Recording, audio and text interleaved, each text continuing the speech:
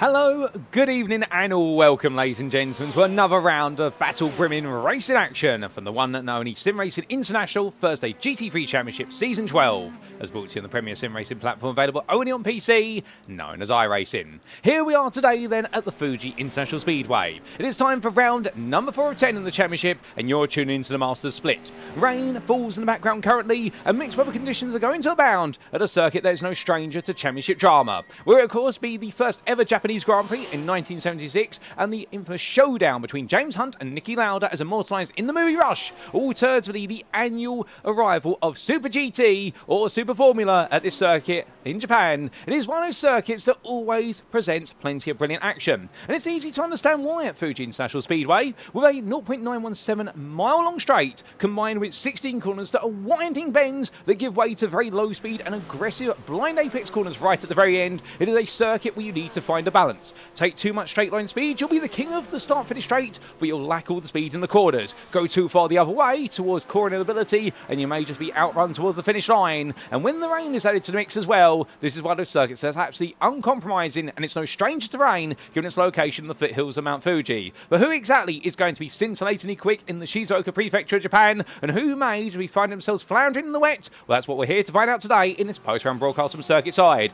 Indeed, you'll catch up all the racing action as if it were live on Thursday the 23rd of April, because we're bringing it to you today as if it were live on Saturday the 25th of April. That means we do not know who takes victory in this race, nor who's going to be taking pole position, and the qualifying session is currently ongoing in the background with the rain falling, but that rain is expected to go away in due course, and more on the weather very shortly. But where are my manners? Allow me to welcome you all to this post-round broadcast from Circuit Side, as you tune in today on the one only place you can catch all the racing action from SimRacing International series, and as of course on YouTube, go to youtube.com and search for SimRacing International or SRI, and if you do, well, you can of course subscribe and be a part of the weekly action that carries on every week. Indeed, make sure you don't miss a beat. In the content booth you have myself, my name is Paul Walsh. Unfortunately you don't have Chaz Draycott nor Darren Thacker today, both unavailable for the purposes of this round, but they will be back next time out for round number 5, and all that action will be caught live from Circuit Side. But I'm here today covering for them, and I'll do my very best to live up to your expectations, ladies and gentlemen, as we get ready for another round of racing action. But without further ado, let's bring you up to speed with the story so far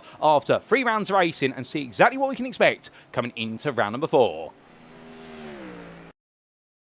As we hear the wonderful roar of machinery down that start-finish straight, well, as we can see, look into our calendar, we've made our way to round 4. But last time out, on the 16th of April, round number 3 at Mugello in Italy. What exactly went down there? Well, firstly, it was meant to be 2 30-minute sprint races, but due to a clerical error, we actually saw a single 60-minute race. And this definitely threw a few of our drivers out, whereby a lot of drivers have got themselves set up for 30-minute races, and therefore have gone for much more aggressive setups on the cars. But after finding out at short notice it would be a 60-minute race, well, a lot of teams had to very quickly change their setups to try and get themselves in the best possible conditions for the Italian circuit. However, the weather was stable. It was sunny skies with a little bit of cloud, and we did see the best part of 50 drivers make the way to the Mugello Grand Prix circuit. But who exactly took the victories there? Well, firstly, overall in the pro class, we saw Marius Hibma outlast everybody, it would seem, whereby at the very start of the race and the opening few laps, but particularly lap number 1, we saw several major incidents, and some of the big names in the pro class were caught up in incidents. Sam Darbyshire, one of the 2 Vulcan Motorsports Gold drivers who locked out the front row alongside his teammate Hayden Miller, he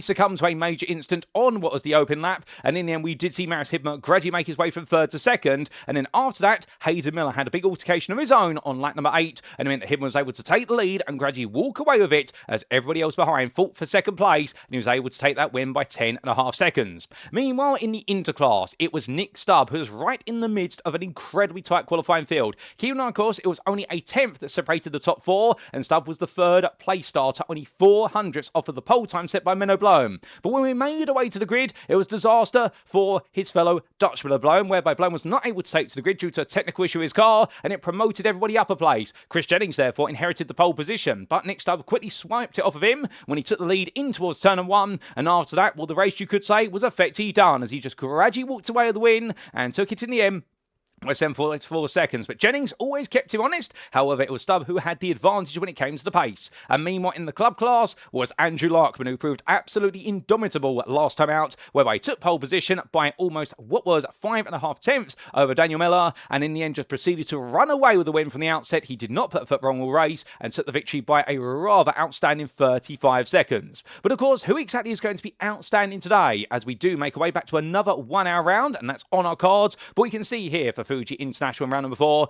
We do have wet weather expected. You've already seen it in the background, and therefore this could be a round that serves to shake things up, because the rain always does a little bit to sprinkle some exciting into the mix. But next time out, of course, in round number 5 on the 30th of April, we'll wrap up the first half of the season on the Brands Hatch Grand Prix circuit, and they'll be back to sunny skies. But that's then. Let's stay in the now, and as we continue the story of recapping the first 3 rounds, well, let's take a look at those championship standings.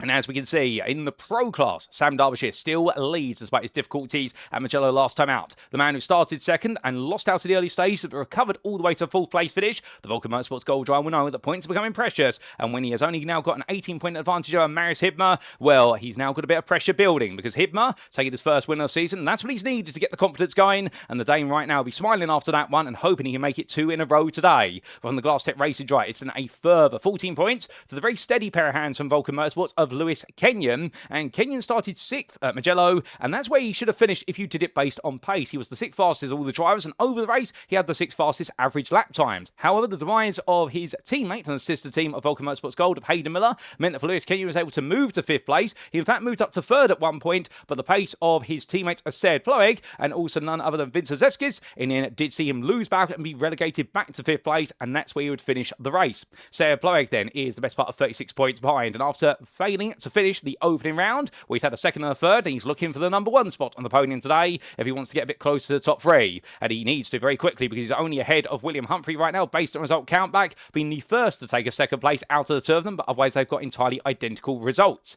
The Glass Tech Racing driver as well definitely got his elbows out last time out at Mugello to finish 2nd, and Hayden Miller, that non-finish in Italy, which definitely compromised his form as he drops to 6th place, and he needs to bounce back today. He's only 4 points behind the top 5. These in turn 16 points ahead of Matt Hoyland, and the Glass Tech Racing driver continues to move forward, offsetting the difficulties of Spa-Francorchamps, but he'll be looking to dig a little bit deeper today if he wants to move that Mercedes into the top 5, and John Breiterbach is only 18 points behind for Barbecue Bread Racing, continuing his run of top 10 finishes. Danny Phillips sits 9th on 106 points, and then we do have an Dexterous Motorsports Thunder driver, a further, it's 8 points to Max Wheeler for Team UK SimRacing Freewheeler Racing, and after his brilliance for that 6th place finish in our season opener, he's yet to really recapture that form in the last 2 rounds, definitely being subpar. Yannis Aubert expected to be back on the grid today, and after missing the previous round and the non-finish, of course, in round number 2, well, the Simstrato Glass Tech Racing driver from Germany knows he's got a lot of work to do now if he really wants to get his campaign going, as otherwise it may be stuck in first gear for eternity. And we do have Ignas Vincentzeskis completing your top 12 on 90 points behind based on result countback.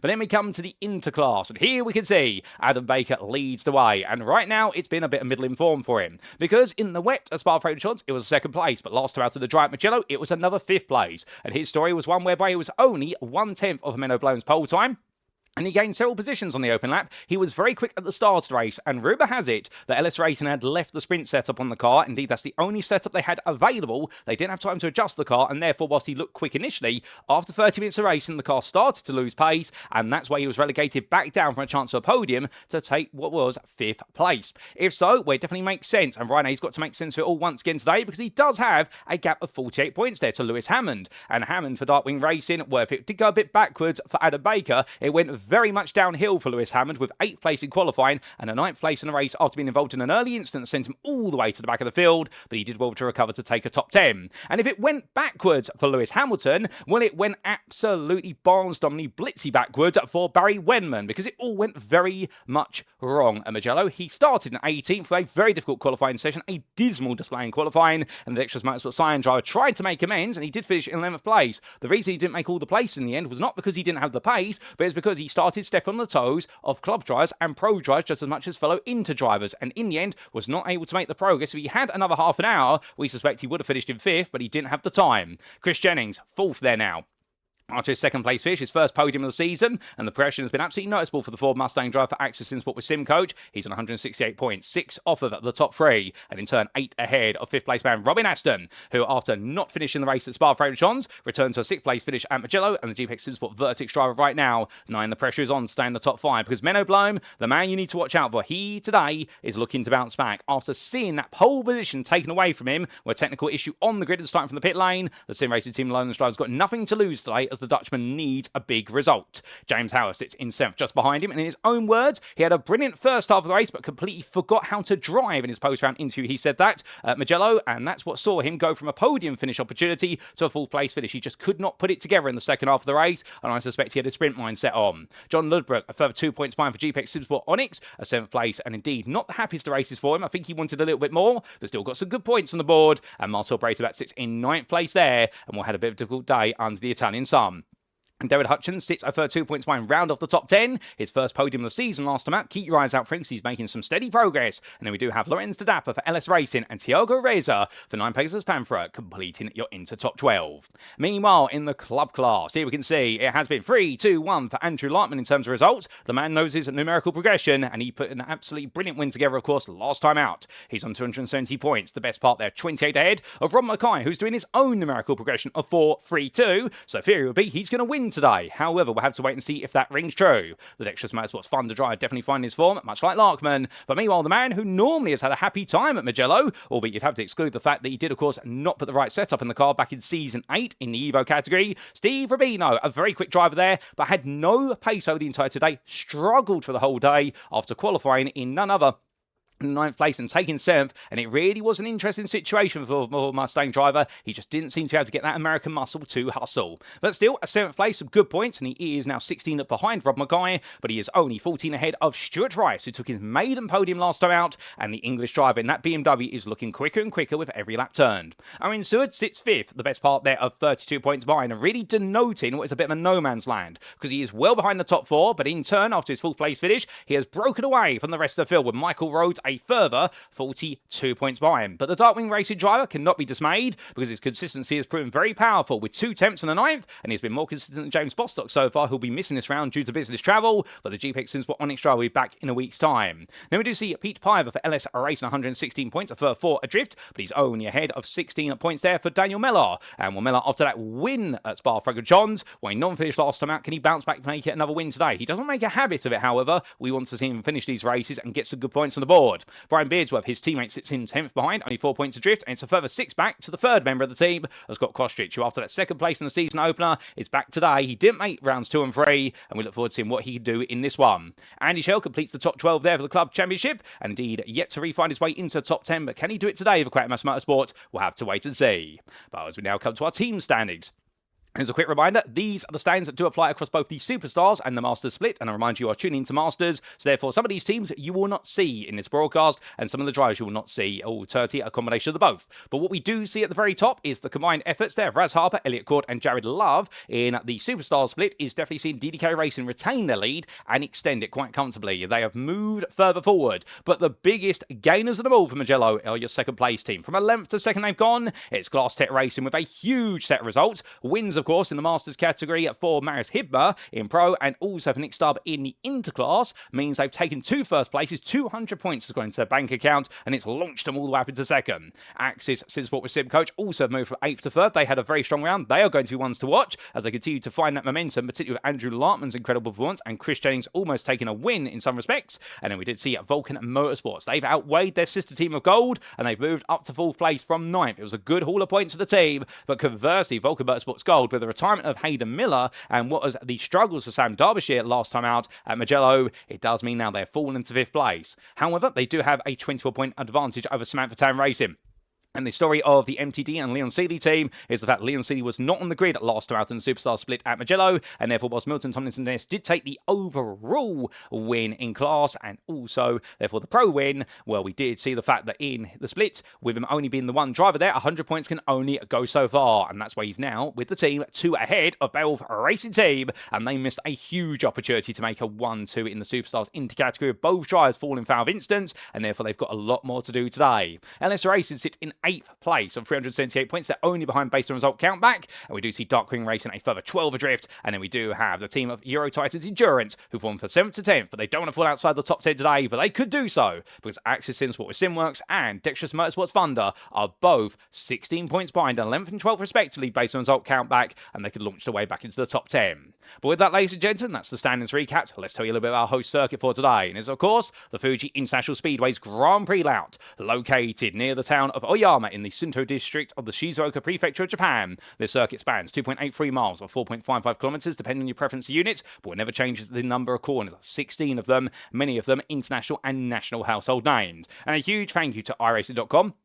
Not just for their brilliant simulator, but the absolutely brilliant track mats that come with it. And here we can see all that two-dimensional edge, the incredibly long start-finish straight, almost a mile in length, while the longest in the world for start-finish line straights, contradicting with a hairpin at turn 1 and the sweeping bends at turns 2, 3, 4, 5, 6, 7, and then you do come out of turns 8 to 9 and into the very tight final sector, which is all about low-speed blind apexes once you emerge from the Dunlop chicane, or the hairpin that goes into the chicane at turns 10, 11, and 12. And it's uphill every step of the way through 13, and then next bend at turns 14 and 15, the corner combination that can catch out even the very best of drivers in the dry, let alone in the wet. And then we do have the run through Panasonic corner at turn number 16, or the corner with so many racing lines that it seems to be infinite, and they'll make the way onto that start finish straight. But we could talk a lot about that image, but what's better to talk about is our drivers out of the circuit. So let's make our way back to the circuit side and see how they're getting on in qualifying.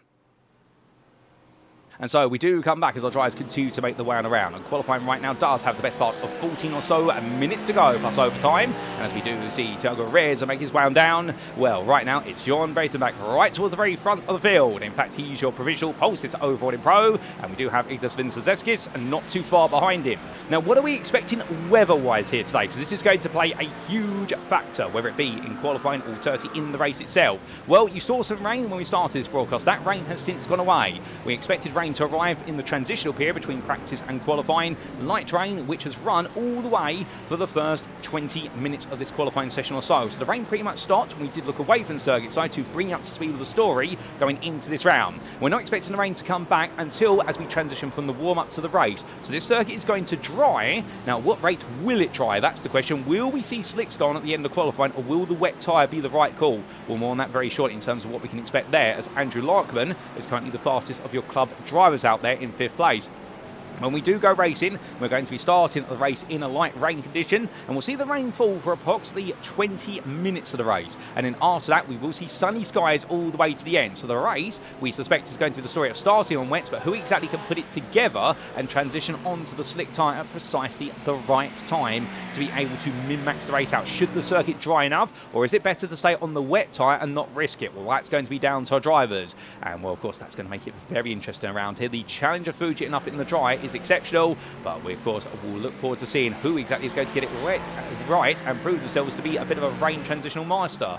But as we do see Sarah Blake launch his way in his McLaren up to 2nd place, where the importance of qualifying around here, it's an interesting situation because the Fuji circuit, as you can see from your trackside pictures, we look to Andrea Montaigne, the Romanian driver here, heading on around through the turn 6 hairpin. This is one of those circuits that definitely offers up plenty of overtaking opportunities, particularly in GT3 category, and this circuit is no stranger to GT3s. Of course, they are part of the FIA World Endurance Package. You normally do see the 6 hours of Fuji race around here on an annual basis. Of course, you do have Super GT that uses this circuit as one of its core calendar circuits. We have the GT300 and the GT500 categories, and GT500 in particular, you can imagine, is GT3 on steroids to some extent, whereby they have the power of GT2s and the aerodynamic package, which is GT3 Plus. But as we do see Andrew Montaigne make his way up the hill, with plenty of whip and most of these corners offering overtaking opportunities, it's definitely going to be one of those circuits whereby, if you can get side by side with someone, you can battle them anywhere. There's some corners you don't want to go side by side through, particularly Coca-Cola corner at turn number 3, and 100R that follows it at turns 4 and 5, but there's always an opportunity to do so.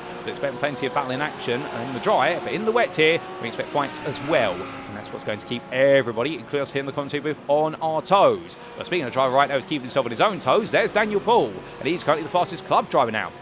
Now, he is the only driver who comes into this round with a penalty. Now, he did not pick up a penalty at Mugello, as we see him parked up there. We're going to leave him in the pits and tell you a little bit about his story as we look to John Train. But the thing with Daniel Paul is the fact that he did have 2 drive-through penalties from round number 2. We do have very strict license points for the purposes of Masters, and it really is a very hardcore experience in Masters compared to Superstars, if you've been following both stories of the season. And what it does mean that he was expected to serve both those drive-through penalties in both races at Mugello, but because we only had the 1 race, he could only serve 1. That's what the rules do say. You're only allowed to serve 1 drive-through penalty that you've been awarded in 1 race at a time, so therefore he will take his drive-through penalty in this race at some point. But the good news for him is he does have discretion. Does he do it at the start? Does he do it in the middle? Or does he do it towards the very end? Well, so long as he does it after we've gone racing. So he has to do it after the conclusion of the open lap, or he can do it any time before the final lap.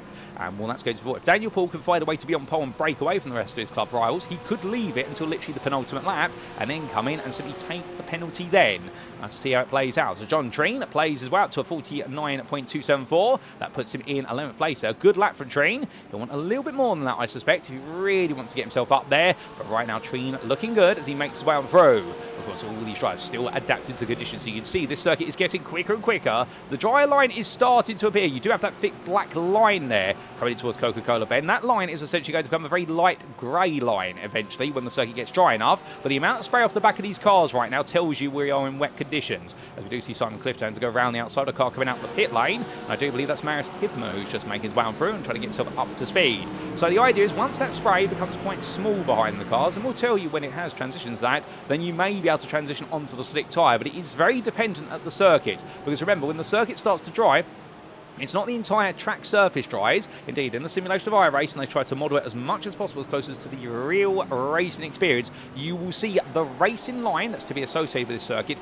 That is where that big black line you see at the moment, which is where there is some rubber that's been really rubbed into the circuit, albeit the debris and loose rubber will be washed away by the rain. But the excess track usage over the years, that prominent black line, that will suddenly go very light grey. And that is the racing line. And on a slick tyre, you have to stay on it. If you deviate from it, if you do dip a tyre to what you are the curbs, or you dip it to a white line, or alternatively to other wetter patches, you're suddenly going to find that tyre or the tyres of your slicks that do dip there, they will aquaplane on the water because they will just not be able to get any grip. Because remember, a wet tyre has tread, much like your car's tyres, where they have these big blocks which distribute water away from the tyre, and it enables the tyre to make a contact patch with the tarmac surface, and that's how you get grip in the wet. Meanwhile, slick tyre is exactly what it says. It is a flat slick, not literally flat in terms of air pressure, but in the fact there is no tread block on it. That's why it's so grippy, but that's why they're not legally allowed on the road. So you can imagine if it was to rain on the road and you were driving a slick tyre, well, you'd lose your grip immediately. As we do see a McLaren there being ejected out wide. That was not Scott Kostridge. That was a different car. I believe that was Brian Beardsworth having a bit of a trip wide at Nets Bend. There he comes back on, and well, we're getting himself back together. That won't be the first time. I suspect we'll see several drivers get it wrong at Nets. A very tricky corner in the dry, let alone in the wet, because the whole rear of the car lifts up going up the hill, and under braking, you've got to point the car away from turn 15, not towards it. It's a very hard corner to get right, and sometimes you even have to do a tiny bit of overlaying when you make the way up the hill, whereby you've got to essentially have a little bit of throttle in a mid-engine rear-wheel drive or rear-engine rear-wheel drive car just to settle the car down as you go onto the brakes, to plant the engine down and make sure the rear does not lift too aggressively as you then apply the brakes more and more. We'll see what our drivers are able to do. But as they come on through, well, just coming back to that full process with the slick tyre, if you can go onto it and stay within the dry line, you may just be able to achieve something magical. But I can tell you one thing that's also very magical, and that is an on-board lap with one of our drivers. But who exactly are we going to get an on-board lap with today? Well, let's jump on board with Jean Breitenbach as he goes on to another flyer and heads down towards turn 1. He's your provisional pole sitter. It's coming down, it's the brains over the opening corner, braking at 100 metres a quarter apex, but going a bit deep there to respect cars on his inside, but holding second gear there, so going for a higher gear to reduce the wheel spin is Porsche. Smart idea, that's something you can do in these wet conditions, and now making its way over to the right hand side for Coca-Cola Bend. Onto the brakes there, 75 minutes a quarter apex in the dry. They will be braking at the 50 board, the bravest of the blade breakers. Now coming down the hill in towards 100R. Keeps it nice and tight here. And well, the idea is he wants to stay away from the flying water that's going to the outside of the circuit. With a very smooth line there from Breitenbach. Perfect line. Into the hairpin he goes. Braking 150 metres from apex. It's a downhill braking zone, so the car does naturally fall away from the corner and fights for a little bit of oversteer there as he exits turn 6. Now through the right-hander of turn number 8 and down the hill through 300R towards 9 and 10 he goes. Through the kink of 9 and onto the brakes. He'll get ready to go at the Dunlop billboard. Onto the anchors, 170 metres from corner apex to go 150 in the dry, all the way down to first. Get a little bit too early on the brakes there, takes a lot of curb. He can go a bit deeper now, he'll know that for next time. He'll save that to the memory bank. Okay, that turns 11 and 12, he'll bring it over to the left, open up 13. He can see how aggressive the circuit is as they go uphill. A lot of blind corners now. As he fights a power overstick over through 13, up the hill through Nets Bend at turn number 14, having to make sure he keeps it very tight as he makes his way through. You can see that coming for a corner. You can't see as a driver, even in this camera. Well, remember, we're sitting to the right of where he is in the car, and then towards Panasonic Bend at turn 15. He's going to go deep here to set up a new lap rather than try and take the optimum line. And the idea is here he wants to gain a bit more start-finish lane straight speed. As he makes his way down, there's still an on-board lap with Jean Breitenbach. And I'll tell you one thing, what a lap that was there, and having to negotiate some very challenging conditions, but fighting with the car every step of the way. way as he makes his way towards the line. He was purple in the middle sector, so it was a very impressive middle sector, but his final sector, his opening sector, were copperized, and therefore he does not improve versus Nathan Anstis. Well, this is the first time we've seen this man at the top of the time tower all season in qualifying. Can the three-wheeler race with a UK SimRacing driver spring a surprise on everybody here? Well, now we know he's not the quickest in the drive, as he makes a complete ham sandwich of the braking zone in towards the Dunlop hairpin, but he gets that back together just in time. But in these conditions, he's one of those drivers you can always count on. He is a very reliable driver in the wet, and as he makes his way around here, you could say in a way he's our Jensen Button of the pro class, in the fact that in the wet conditions, that's where he truly shines on those transitions, knowing normally when to go from one tyre to the other.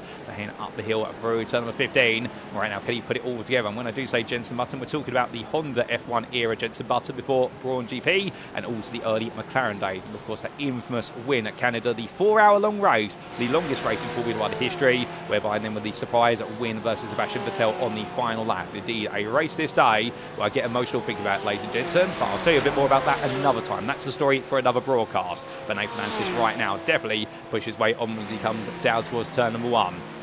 As he does so, well, he pulls over. So I think with that 49.696, which is not an improvement, is 48.576, he decides to come in. I wonder whether he and a number of drivers are going to gamble and go into the slick now. The spray line, as we see it off the back of Seb Plyke's car, you really get to see it at full speed, normally when they're heading upwards of 120 miles an hour, which he will be at about 145 to 150 braking into the Dunlop hairpin. That spray is a bit much for the slicks at the moment, but it's worth gambling if you've already put yourself right towards the front of the field. You've got nothing to lose at this point. But conversely, well, we've got some surprises out there, including Lewis Kenyon all the way down in 35th place, 14th in pro at the moment. This is not looking good at all for the pro Volker Motorsports driver. Thiago Reyes off camera just gone full for the 48.778. So looking quick out there, but Lewis Kenyon right now rolling his way up the hill, and as he does so, well, Matt Hoyland's on an improving lap. He's on a personal best. He's down to 45th at 50.682. That puts him up to 36th. But remember, we have got 52 drivers here today, although 2 of them are choosing not to qualify, not because they have penalties. They're just making the conscious choice not to. I believe Stephen Donnelly and Gareth Newton. We'll have to see if they do make the way on out at any point going into the race. If not, we might lose them early, as that's a car round the inside. That's Nathan Anstis. I think he's put the slicks on that car. He's going to tow to the pit lane immediately. Well, Anstis is trying to see whether you can run a slick, but I just don't think you can at this point. I think it's too wet out there at the moment, but it's worth the gamble when he's already the provisional pole sitter. In the worst case scenario, he doesn't really lose anything. Perhaps he loses 1 or 2 places. In the best case scenario, he's suddenly going to reassure himself of his pole time. As you can see, Sean Braterback, they're still going very sideways coming out of turn number 6. He's driving on the limit right now. But indeed, I think everybody who has come into the pits and gone back out there near the scurry, you can see that light grey line starting to form. We are about 5 minutes away from it if we keep all the cars out there delivering laps. But as this qualifying session comes to a close, you are going to see several drivers opt not to go out anymore, and that line is just not going to form as quickly. But you need as many cars out there as possible to redistribute the water, to boil it away with their contact patches to the rubber.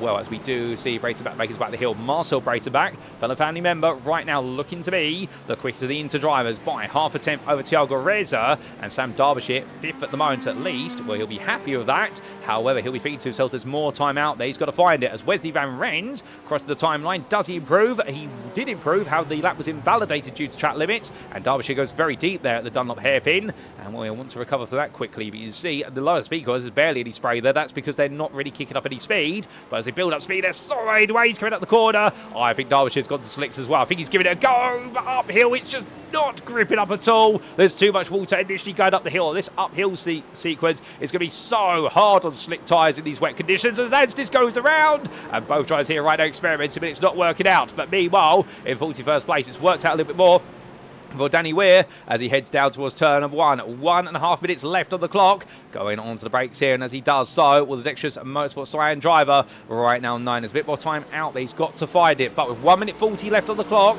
all our drivers right now coming on to their final flying laps. And as they do, well, we're going to get on board with one of our drivers who's going on to a final lap. But who exactly are we going to get on board with? Well, the answer to that question is going to be, I believe, as he heads towards the line. Have we got anybody actually heading towards the line? The answer is no, other than Derbyshire, but I suspect he's still trying to navigate on the slicks. But let's jump on board anyway and see what he can do. So his way down in towards turn 1, going all the way down is Corvette Z06 GT3 C8 Stingray. Runs a bit wide there, but going on to that exit curve, that's definitely playing with your life. We're coming down through turn number 2 and in towards 3, heading up towards Coca-Cola Bend here, and well, onto the brakes. You can see that dry line in front, and that's what he's got to try and make sure he stays within as he rolls off the corner. Lovely line there. Now in towards 100. That dry line goes away a little bit. That's because you've got the water flying down the hill through the drainage ditches, and that's why he's understeering wide. He's struggling for grip through turn number 5, so that's why he's losing out. Brings it over to the right-hand side for turn number 6 into the hairpin, and again, a lot of water will gather there on the inside of the corner, so you have to go deep there. And remember, the racing line isn't always the best line in the wet conditions until the circuit is mostly dry. So now going up through turn number 8 and 9, you can see, let's the car roll outside. There's a really prominent dry patch there. So going into the final section, it's looking much drier. Braking at 150 metres per quarter apex all the way down the gearbox, but goes straight on. And with that for Sam Darbyshire, he will not be completing that lap. And well, he'll carry on through, but it'll be an invalid lap at that. And that is his qualifying session. So pushing it a bit too hard. And in the end, the circuit does bite back. But seeing now, I think he just needs 2 more laps. And that circuit will be coming very much alive. But Danny Weir crosses the line. Does he get across in time to go on to 1 more? He may have just missed out there. I think he's missed out by a fraction of a second, so therefore he won't be going any quicker in this qualifying session now. He'll start 41st at best. But who's out there right now trying to deliver an even better lap? We've got plenty of drivers coming around. Derbyshire, of course, cooling on down. There he is. We do have Lawrence de Dapper also heading on around. And here he is making his way out towards Panasonic Bend. He's currently down in 22nd place. The hero of Spa-Francorchamps, who led home the 1-2 alongside his teammate for LS Racing of Adam Baker in the interclass. Well, right now, it's definitely not a heroic performance in these conditions, it would seem. And that's not to be rude about him, but the fact is a real contrast as he heads on down. And we're going towards that timeline at 22nd place at the moment. Can he go any further from what is 9th in Inter? And the answer is going to be no. He goes nowhere else. So he stays where he is at the moment. A lot of drivers are out there not improving. Chad Henson makes his way up the hill in the Turbo Rennsport Mercedes. He's bringing with him a few drivers. Lewis Kenyon, he's heading towards the line in the Ford Mustang. And keep in mind, of course, the fact that this Ford Mustang has recently received some significant changes in the major balance and performance update for all the GT3 category. We'll tell you a little bit more about that very shortly. That's one big thing we do need to talk about in the warm-up period between this and the race. As he heads towards the line, it's a 50.434, but only finds another place. Eddie Jan Osberg, Lewis Kenyon right now. This is not a happy day at all. He's given himself an absolute mammoth of work to do, and that is not good news. Henson heads towards the line. He's got 28th, 11th fastest year pros. Does he find any more time out there? The answer is no. Nobody is finding time. I think this circuit right now is in the horrible transition phase where it's not wet enough for the wet tyres to really get their maximum pace anymore, but it's not dry enough to give you the opportunity to go to the slick tyre. Brian Beardsworth comes up through the final corner. And he's going to be your last driver to put a lap together, I suspect. Well, he's going to peel his way to the pit lane here. He's not happy with that lap. I think he's invalidated it somewhere. So Beardsworth comes in. He will start 50th. He'll be the last driver to set a time. And Stephen Donny and Gareth Newton will be starting 51st and 52nd respectively, as they've set no representative time in this qualifying session. But remember, that seems to be by choice or a technical issue for the team rather than any sort of penalties. But qualifying is complete, ladies and gentlemen. Nathan Anstis then takes his first pole position of the season over Woodin Pro, and he's joined on the front row by a first-time front row starter, Jean Breitenbach, and the Breitenbach family for Barbecue Bread Racing will continue the theme of poles because it will be Marcel Breitenbach who starts third there into pole sitter, and Thiago Reza takes his best qualifying performance, second in class, fourth overall. Sam Darbyshire splits up the theme because he is the first repeated pro there in 5th place, and then we do see Daniel Paul in club 6th, pole position for him. Remember, he's got a drive-through penalty to serve in the race, so now he's got to try and seize that opportunity, and then it will be Andrew Lartman who starts in 9th, second of your club drivers, and you've got to go all the way to 21st for Daniel Millar. And will the winner of Spa, he's now got a lot of work to do there for 21st place, but can he put it all together? We'll have to wait and see. As we now do transition our way into the warm-up period, 5 minutes await us. Well, remember, we are going to see the rain come back after this warm-up, but before we go to the grid. So therefore, the circuit's definitely going to be a wet circuit. You will not want to start the race on a dry tyre. But as Ignas Vincezevskis makes his way out, well, let's talk about the other big elephant in the room, shall we? The BOP update from Wednesday, the 22nd of April. We've had a huge one hit the GT3 class, and it has led to some significant change to all the machines. Now, one of the big targets of the BOP update has to essentially be to bring certain cars in line that we consider to be towards the top end of their field. The Ford Mustang has received some quite noticeable balance changes. We like to say nerfs there, whereby essentially has lost some power or had some weight added to it. We have also seen the Porsche touch quite significantly, although we have seen the Porsches be quite quick around here at Fuji, but they normally are by default given the nature of the circuit. The Ferrari has seen a little bit of a boost from what we understand, and we've also seen some slight tweaks, the likes of the BMW and also the Corvette potentially in their favour. But we'll have to see what it does with regards to all our drivers. Now remember, in the Masters, which you're tuning into today, they do not have the option to change car, and that stays in place even though we've had a balanced performance update. We are not bending the rules as far as I'm aware for that. This would be like in real-life motorsport, whereby essentially, if the BOP swings your way initially at the start of the season, be prepared for it to potentially swing against you towards the end of the season. And indeed, there's always been the controversy of BOP and the FIA World Endurance Championship over the last couple of years, so much so that teams are no longer allowed to publicly talk about it there. And that's, of course, because of the fact, always it be seen to be going against the grain of the FIA organisation if a team was to publicly be complaining that the BOP is not favourable towards them. Of course, it is seen as a bit of censorship, perhaps, but at the same time as well, understand it doesn't do good for the team's reputation, nor does it do good for the series' reputation if you do have individual teams complaining that their balanced performance for their cars is not enabling them to win races. Everybody wants to win, but of course you've got to deal with the hand you've been dealt, and that's what you're seeing here right now with regards to our drivers, and the fact that if you're, say, Sam Darbyshire, you've started the season in the Corvette, you've committed to the Corvette for the whole season, and therefore in the Masters you've got to get the most out of the car, and even if your car's the weakest out there in terms of one lap pace, you've got to be able to find a way to deliver the goods and see what you can do for it. So this really will be a day today where all the drivers have now got a bit of a reset with their cars, and they've got to get acquainted with them. And it does seem to be the Ford Mustang that's been hit very hard, particularly as we understand from the research down the pit lane, where we're trying to listen into some of the garages. It's been in the wet conditions that the Mustang has gone from a bit of a hero, indeed one of the most untouchable cars in the wet, particularly at the Nürburgring across the Preisstrecke. But we have seen it now being really brought in. A lot of weight has been added to the Mustang, and that's really started to hurt it in these wet conditions. But 2.5 minutes left to go in the warm-up session. And it's a good time to remind you that if you haven't had the chance yet to step away, perhaps right now you're thinking, can I hold on to my bladder for the best part of 60 minutes of racing? Don't force yourself to do so. Go to the bathroom now, because of course you do have about 3 minutes before we do go green flag racing, and therefore it's a prime opportunity to do so. Alternatively, if you're feeling a bit peckish and you need to get yourself a bit of a snack, or you top up a bit of a liquid refreshment, where you've got a cup of tea, or you've got your choice of alcohol, or a fizzy drink, or something in between, definitely go do so now, because you won't want to step away when we do go green flag racing, because if the rain comes back as it's forecasted to, which we are on timeline weather, so it will come back, we can promise you that. It's going to be a very exciting opening 15 to 20 minutes of the race, and then after that will be probably pandemonium to see who exactly will get the transition to the slick tyre right, if there is a transition of course, and therefore you won't want to miss a bit of it. So what we are going to do in the meantime, in the content booth, we are going to take a big gulp of water, so we want to make sure we've got our voice primed and ready to see how the racing all plays out. And as Simon Clifton there evades what is a parked car of Wesley Van Rens, Ryan Renz there definitely have a bit of a moan coming out of Panasonic Ben, but the 9 Pegasus pan for a try, gets it out of the way now in the warm-up rather than having it happen in the race. Always a good thing to do there, and he'll learn from that mistake very quickly. Well, could this be a bit of a spin, and we're going to take another sip of water to commemorate it.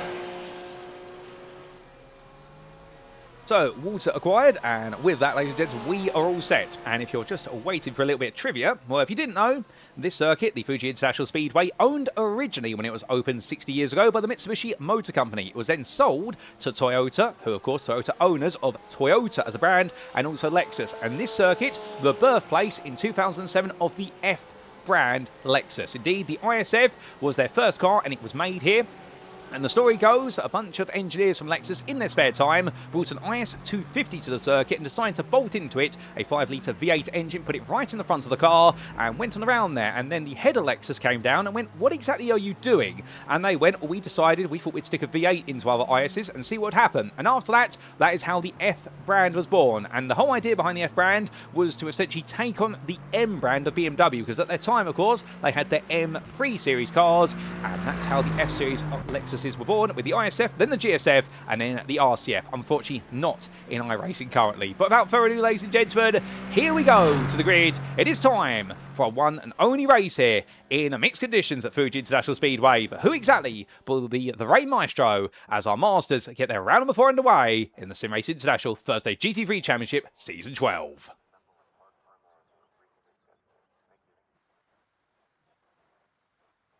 And so our drivers make the way to the grid, and as they do, this is how they're going to line up as the rain comes back. It's Nathan Anstis who takes his maiden pole position for three-wheeler racing with UK Sim Racing. He takes pro and overall pole, and barbecue bread racer Jean Breitenbach will line up alongside him.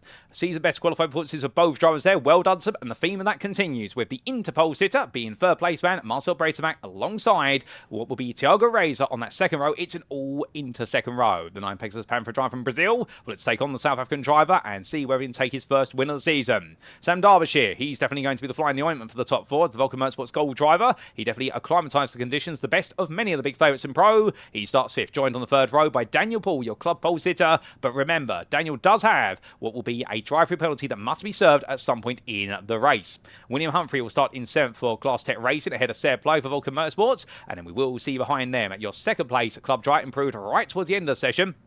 And that's going to be Andrew Larkman as he gets set there from 9th. And next is what was Simcoe Strike. Can he potentially make it another win for Scotland? We'll see Danny Phillips join him on that 5th row of the grid, completing your top 10 for DXT Motorsports Thunder. And a huge thank you to Danny Phillips for the replay file we're using today. Of course, a big thank you to all the drivers who off them up, including Rob Mackay and Andy Chell. We're very grateful for that. Starting in 11th place, it'll be Ignas Vincezeskis. 11th there, Lithuanian driver Vulcan Motorsports. Not too bad in qualifying, but his Ferrari definitely had a lot more pace on tap. And Adam Baker starting in 3rd place of your Inter drivers at LS Racing, just ahead of his rival of Robin Aston for GPX SimSport Vertex. Wesley Ramrains, 14th for the grid of 9 Pegasus Panthera, while he's better qualifying points of the season, ahead of John Ludbrook for GPX SimSport Onyx, and it'll be Lewis Hammond, 16th on the grid for Darkwing Racing. Mike Barber, his best qualifying points of the season so far for Quatermass Motorsport. Well done to Mike, he starts 17th, ahead of John Treen for Axis SimSport with Simworks. We then do have Marius Hibma, 19th for the grid for Glass Tech Racing, your winner last time out. He's got a lot of work to do, and Andre Montine joins in there to complete the top 20 for Axis SimSport with Sim Coach.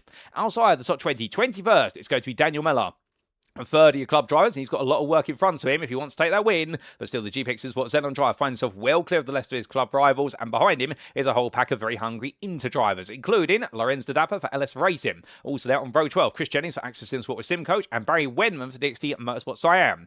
And also we do see on the 13th row, James Howarth for DXT Motorsport Siam, teammate to Wenman, but of course, no teammate to Mark DeVries, who starts 26th for SimRacing Team Lowlands. Menno Blom, the teammate of DeVries, starts 27th, ahead of Chad Henson for Turbo Rensport, and completed top 30 in a Mercedes now, switching away from his venerable Ford Mustang. Reece Saunders there for Altitude Frame Esports, ahead of Simon Clifton for Axis SimSport with Simworks.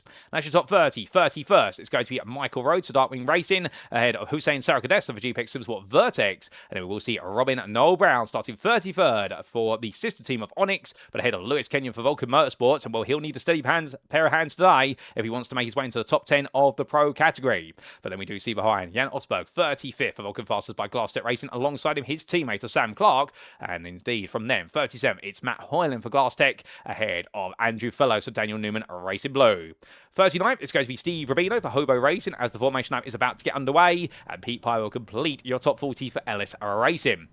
And then we do see, starting outside the top 40, 41st, it's Danny Weir and the DXT Motorsport Sign Drive. We joined by Jan Nagy, who starts 42nd, and all the club drives continue. Rob Mackay for Dexterous Motorsport Thunder starts 43rd, ahead of Scott Koshik for GPX SimSport Xenon. And then there's a wolf in sheep's clothing there, that's Yanis Allbear, back to the grid, but starts 45th. He's got it all to do for Simstrap by Glass Tech Racing in the 3-2-1. And then Stuart Rice will be alongside for Blue Sky Esports. Andy Shell starts 47th for Quatermass Motorsport, ahead of Matt Stace for Daniel Newman Racing Blue. And Rachel Hugh, 49th for Blue Sky Esports, ahead of Brian Beardsworth, who was the last driver to set a time in qualifying for GPX SimSport Xenon, and then not set any times in qualifying, but we believe on the grid, yep, they've both made it onto the grid, it will be Gareth Newton for GPX SimSport Vertex, and also Stephen Donnelly. In fact, Donnelly has not made it to the grid, so we believe Donnelly may have technical issues with the car for Vulcan Motorsports Gold, but meanwhile, we will see 51 starters, but we have seen several drivers opt to start from the pit lane. Simon Clifton, Brian Beardsworth, Mike Barber, Scott Koshich, Andy Chell, and Matt Stace, so therefore that's going to open up some places, but this formation lap definitely gets underway now.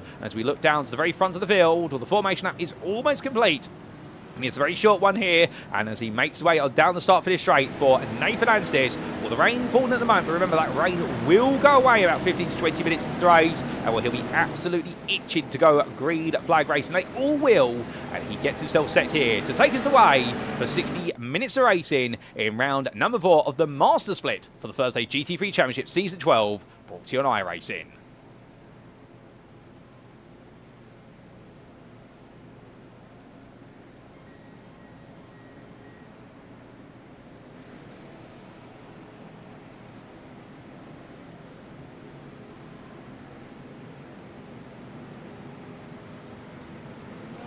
And it's lights out, away we go. 60 minutes begins to tick away just like that. So the field roars its way down. Nathan Adams is getting there a good start. But meanwhile, you can see 3 wide just behind him. Jean Braitabat, Marcel Braitabat and Sam Darbyshire. Darbyshire looking up the inside, trying to squeeze his way in. Is that going to work? The answer is yes, partially. As he does tug up the inside of Braitabat there. But look into the blimp view. They all now come through the opening corner. And as they do, everyone doing a brilliant job here of surviving. As they roll back. Oh, it's not gone quite right. That's Mark De Vries going out. I do believe. And De Vries going all the way round. But otherwise, everyone else has survived the opening few corners. As they come down in towards Coca-Cola Bend, this is where things are going to get very tight. And anyone who's in a freeway fight, look at that. That is going to be a car going straight on there. That is Yannis Albert taking a trip to the runoff area. Well, everyone's negotiated as best they can, but Yannis Albert immediately toes the pit. So I suspect he's been speared off the road somehow. But Andrew Fellows, side by side with Danny Weir, as they battle their way up the hill. He's up into 6th place already in the club class, but he's trying to keep Weir behind him as long as he can. And Weir's the one who's really making the progress here. As 3 wide just in front, that's Rhodes, Hoyland and Kenyon. And Kenyon, meanwhile, finds himself on the inside. Hoyland going all the way around the outside. There's more grip out there, and he's going to use it and exploit it to his heart's content. Well, can't blame the man for that as they come down the hill. But as they do in towards the hairpin, will Hoyland be able to make that move completely, or will Kenyon come back in it? Well, Kenyon's on the outside.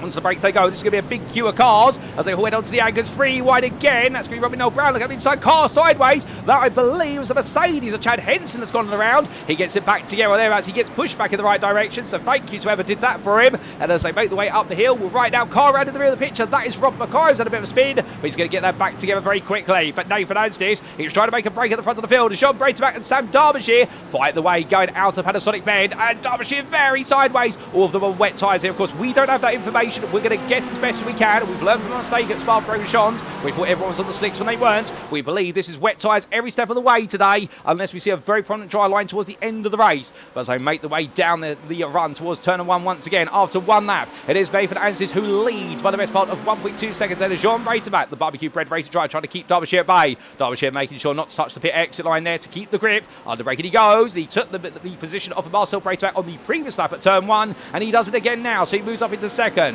Jean Braitabat falls back to 3rd. Marcel Braitabat runs in 4th. He is currently your interleader as they power the way onwards, and as they do, William Humphrey, Ignace Vincezevskis, Seb Blake and Thiago Reza complete the top 8, and he's 2nd place in the interclass. We've got Marius Hibma breathing down his neck, and then we do see Danny Phillips completing the top 10, and with Wesley Van Rens completing that top 11 order. But all these drivers covered around right now, and Adam Baker a little bit further back as Hibma still fighting side by side here versus his rival. But oh no, who's out of the road? That's Vincezevskis. Vincezevskis gets it wrong coming out of 100R, and the Vulcan Motorsports driver ends up in the barrier, but he manages to dodge most of it. And well, of course, remember, there are no fast repairs here.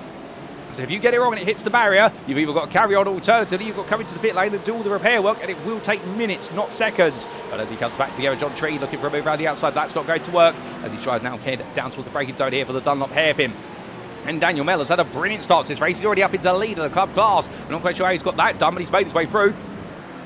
And Daniel Paul did take his drive-through penalty right at the start of the race at the end of lap 1, so he decided to get it out of the way because he could not make the break. But Daniel Mellor right now, once again, a bit of a revelation in the wet conditions for Andrew Larkman. He's not too far behind. Mellor's in 15th, Larkman's in 19th place, and then you've got to go to Steve Rubino down in 32nd for your 3rd place man in the club class. But the Hobo Racing driver right now, we've got Pete Piver, Danny Ware and Stuart Rice for close company, and Jan Nugget and Rachel Hewitt almost with them. Or we can see there, Piver looking up the inside his Ferrari, and Piver's looking a lot more confident here today compared to Spa-Francorchamps in that Ferrari with the wet weather conditions, and perhaps he's now really getting it to click. But just in front of him, you can see Robin Noel Brown there finding that Lewis Kenyon and Matt Hoyland still fight each other. Chad Henson getting the two to fight each other even more, coming out of Panasonic Bend, and onto the start finish straight they go once again. We're powering the wound down at this point. The roar of V8 machinery absolutely ear bursting, and we're coming onwards right now. We're not complaining of that, of course. We love the sound of a good old V8, and well, we can see that is going to be settled down for Hoyland. He can't make a move in all the spray, but that's going to be a car peeling out to the foreground of the camera. Who's that? Well, it's going to be 3 wide. Hussein Sarakadesa looking up the inside. He's going to go for the double here, or what will be Bloem, and also Jennings. Does he get it? No, he overbrakes it. Meanwhile, who on earth's that in the middle of the road? That is not Jan Osberg. There's a car there on the inside. I think it's by the Vulcan fastest car, but Osberg's turned.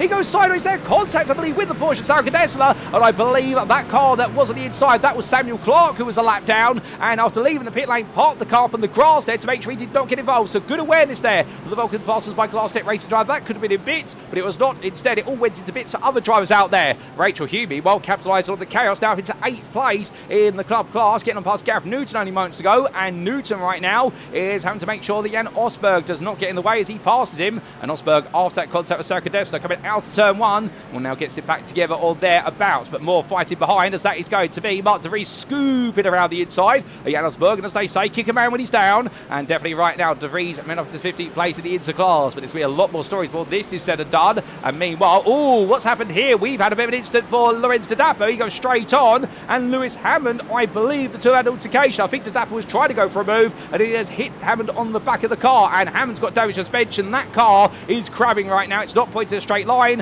And Hammond's going to toe to the pit lane. That is his race.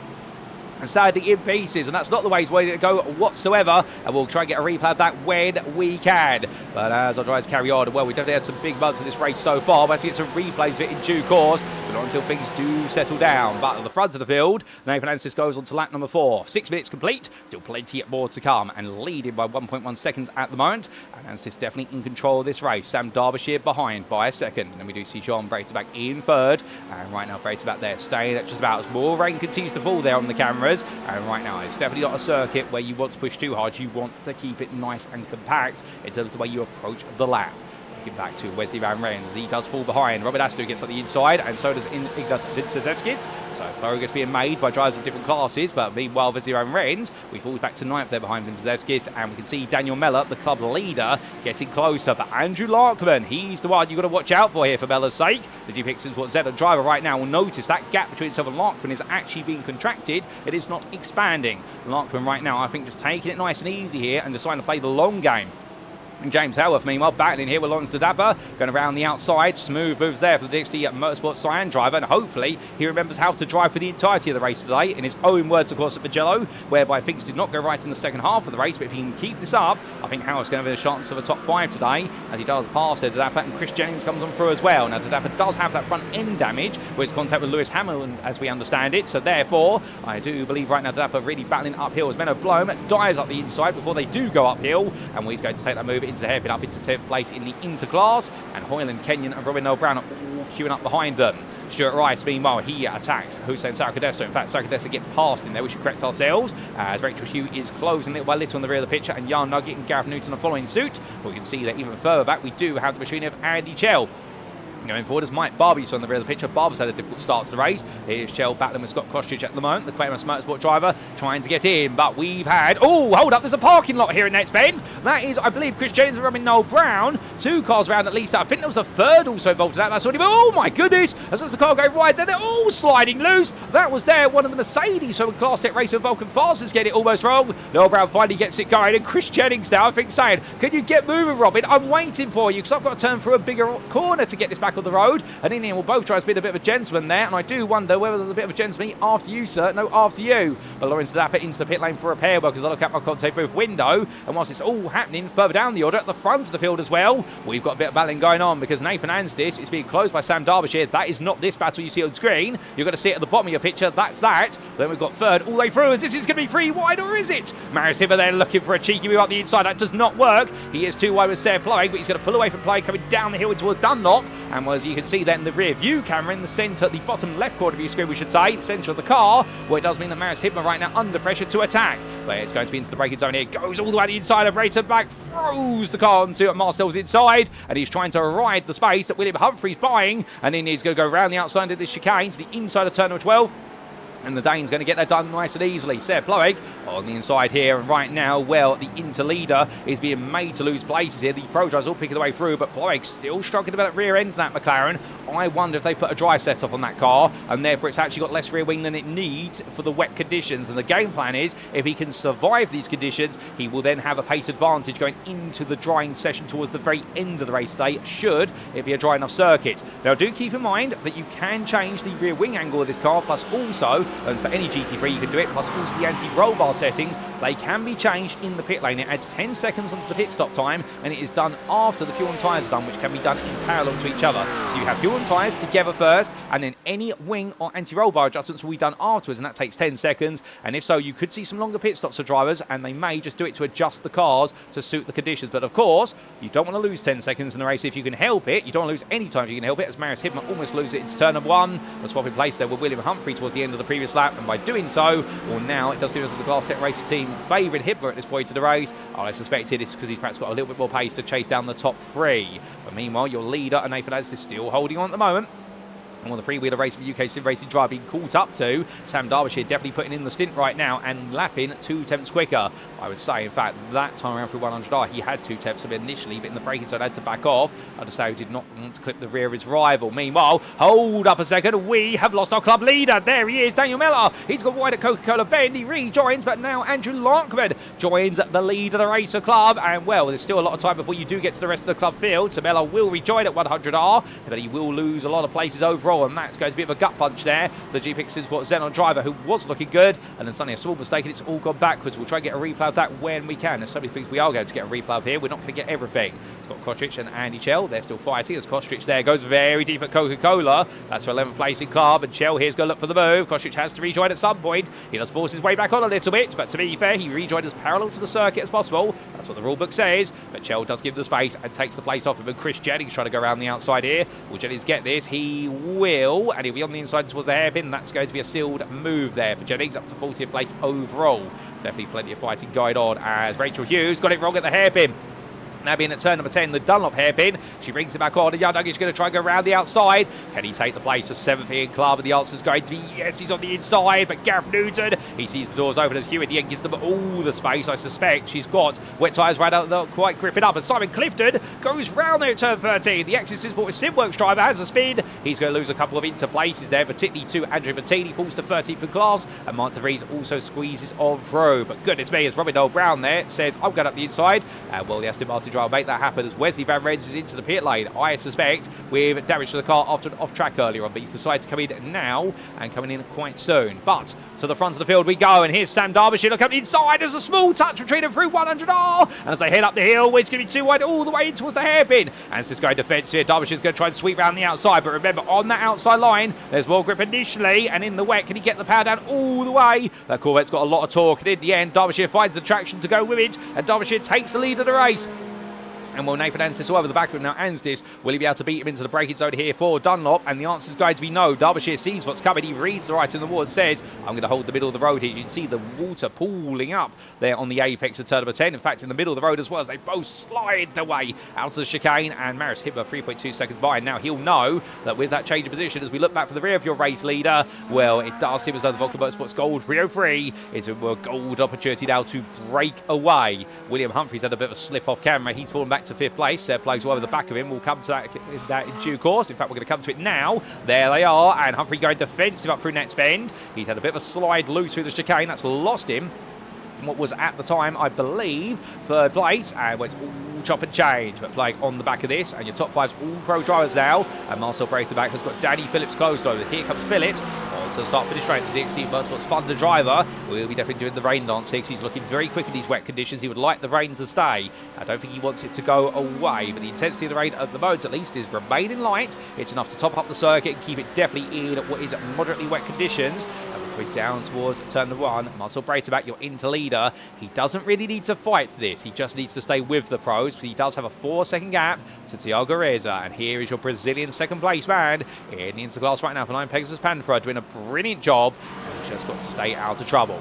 Meanwhile, trouble may find the battle for 5th place in the interclass with Barry Wenman. Oh, careful, Barry. You're literally straddling that white line. He goes a bit deep there. And in the end, he's going to miss the opportunity to make that move on John Lundbrook. And goodness me, my heart almost jumped out my chest there, ladies and gents. When you see somebody go up the inside into turn 1 at Fuji and they cross that white line, you pray they do not brake on it, because as soon as they do, the car's going to come very loose. And at that point, they are a passenger in the car. It doesn't matter how warm their wet tyres are in these conditions. That white line is the most dangerous line on the circuit. I can promise you that. And hopefully we do not see somebody get it wrong today. And indeed, as we see Wenman losing that opportunity, Reece Saunders behind him. Saunders had a good race so far, although he has got some damage to the front of that car. Clatters up the inside there of Wenman, and we'll both going side by side into the corner. And I think Saunders went into the space, expected Wenman to give him the space, and I think Wenman there looked to his left-hand side a bit too late and realised there was a Mercedes there when it wasn't originally. So a bit of a chop and change between those two as they make their way down the hill in towards the hairpin. But right now, we're definitely continuing to go into the unknown in terms of this race, and I think there's going to be a lot more stories before this one is done. Meanwhile, further back, it's going to be Daniel Paul. Oh my goodness, he tried to thread the needle there, taps the rear, I believe, of Mike Barber's car, and Rachel Hughes somehow, some way, went through the middle of that like Moses through the seas, parted the seas to Rachel Hughes, and I think she's going to look back after that one afterwards and ask herself the question, how on earth did I not get hit in that? And Daniel Paul tried to sweep round the outside of Hugh, but in the process had to then try and poke his way between Mike Barber and Gareth Newton. There was a space in the middle, but unfortunately with the speed he carried into the corner, he went onto the back of Barber, and that's what sent them both around. My good lord there. Well, thankfully they've all been able to get away with that for the most part. Nobody's had to total the pits on that one and picked up considerable damage, but still that could have been a very hairy incident, and thankfully it was not. But William Humphrey right now, and Sarah Ploeg get very close, and Ploeg is absolutely building up a headstorm of steam right now, and he gets a lot of spray as we ride aboard, looking down over the front of the car. This camera mounted on the roof, just off to the right of the front of the car, and as he comes through Coca-Cola Bend, look at that confidence he can take there through Coca-Cola. But of course, the problem is he's behind a Mercedes that doesn't have the confidence through the corners. It's front-engine rear-wheel drive, so naturally he is going to struggle through corners in the wet, but as soon as he gets onto the straights, oh my good lord, and Sarah Ploeg's got snapping loose on him there, coming into the braking zone for the hairpin, and this McLaren, it has been a very sensitive car. When I caught up with said in the pit lane after the race, he said he's still really learning this car. His aim is every season when he does take a crown or does very well in a season, he always changes to a new GT3. He likes to keep things fresh. He likes to give himself a challenge, and that's why he's taken to the McLaren for this season. And right now, after having that huge season in season 11 in the Acura, in a car that definitely in his own words wanted to kill him in the races, but he found a way to tame the Acura. Well, here he is in the McLaren, and right now it seems though he's not too far away from the Acura. The difference is how this McLaren's a bit better on its tyre life compared to the Acura, and that's why you won't see too many Acura NSX Evos on the grid in GT3 series at the moment, because it is one of those cars whereby it's not popular, not because it hasn't got the pace. It's got plenty of pace over the open laps. It has zero pace when it comes to long distance unless you protect those tyres, but still, that's off your camera. On your camera, Sarah Ploeg chasing William Humphrey,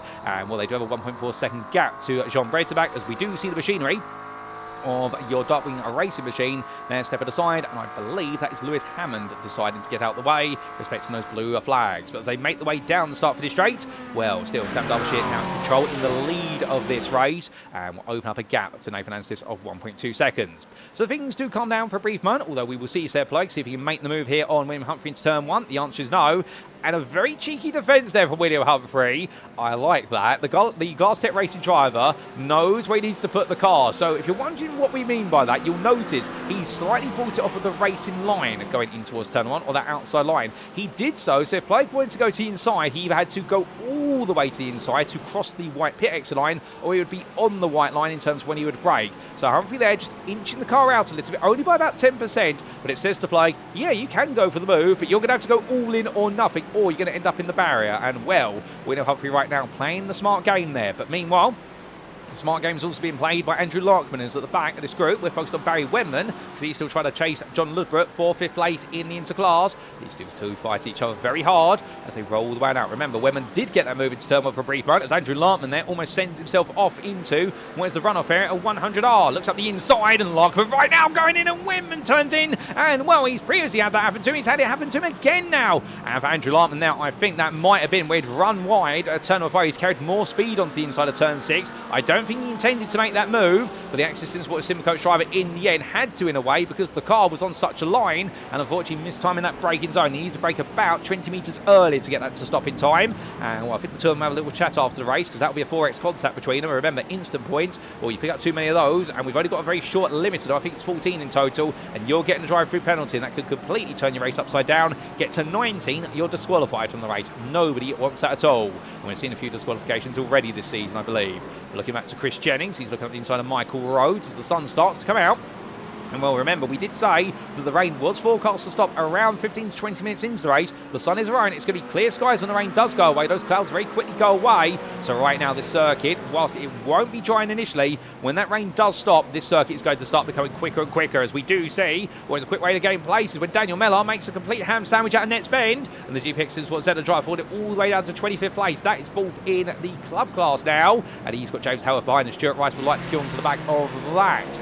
Adam Baker, meanwhile, battling side by side here with Robin Aston, and Marcel Breitenbach, well, he is 9 seconds up the road, but the most important thing is that Aston's now into 2nd place. Baker going very deep there in towards turn number 1. He's having to make sure Thiago Reiser doesn't get on through, and Reiser with these guys right now as they make the way through Coca-Cola Bend. It's all happening right now. It's going to be 3 wide almost in towards 100. Surely not. No, Thiago decides to back off there. Smart move, Adam Baker. He's going to try and defend the position for 3rd, as Reiser's going to go outside to inside towards the hairpin. Lovely bit of movement here for the 9 Pegasus Pan for a driver. And through that left-hander he goes, and Robin Aston will now break away. The fight is going to buy some of the time, but not all of them. And Robin Aston there definitely sealing the deal very nicely. Targa Razor gets that third place back, but Marcel Breit's back meanwhile 10 seconds up the road now and running away. Now, as he does so, of course, we have had some big incidents in this race. We haven't brought you any replay so far, and that's because we've got so much action happening on track, and I think we are going to be glued to that action just because of the risk. We don't want to miss anything that does happen. Although saying that, we've got a long queue of cars behind Lewis Kenyon at the moment. They're all queuing up. John Ludbrook's got around at the hairpin, and Barry Wenman takes that fifth place back into. You see him go through the bottom right of your camera there. Well, I think Ludbrook's made a mistake of his own doing, and Menno Blom goes on through as well. So Blom has started 14th in the interclass. He's now up to 6th. He's making that progress very happily, and well, he'll be singing all the way forward at this point. But Danny Weir now comes on through the hairpin, and he's currently your third place man in club. But look behind, that's Howard diving to the inside of Mella. And right now the Dixie Motorsport Cyan drivers trying to help each other out, but Daniel Mella says, no, don't get in the way. And Howard's saying, I'm not trying to get in the way, I'm faster than you. But Mella right now has got a different interpretation of that as they head up the hill, and Stuart Rice and Steve Robido are queued up, and so is Mark DeVries there. So they're building a long line of cars. And it's not quite pandemonium at the moment, but the rain has stopped. And with the rain stopping, well, now this is where things are going to get very critical.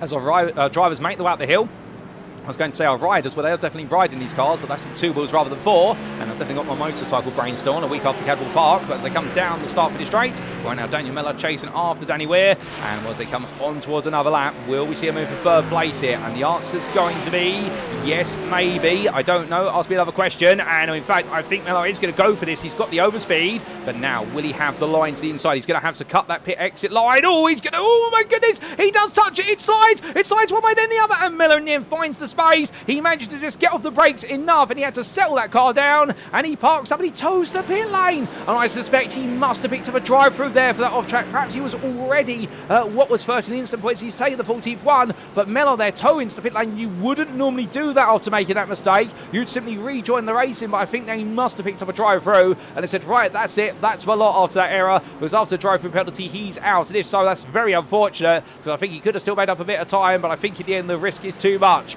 But meanwhile, Stuart Rice and Steve Robido being separated here by Mark DeVries.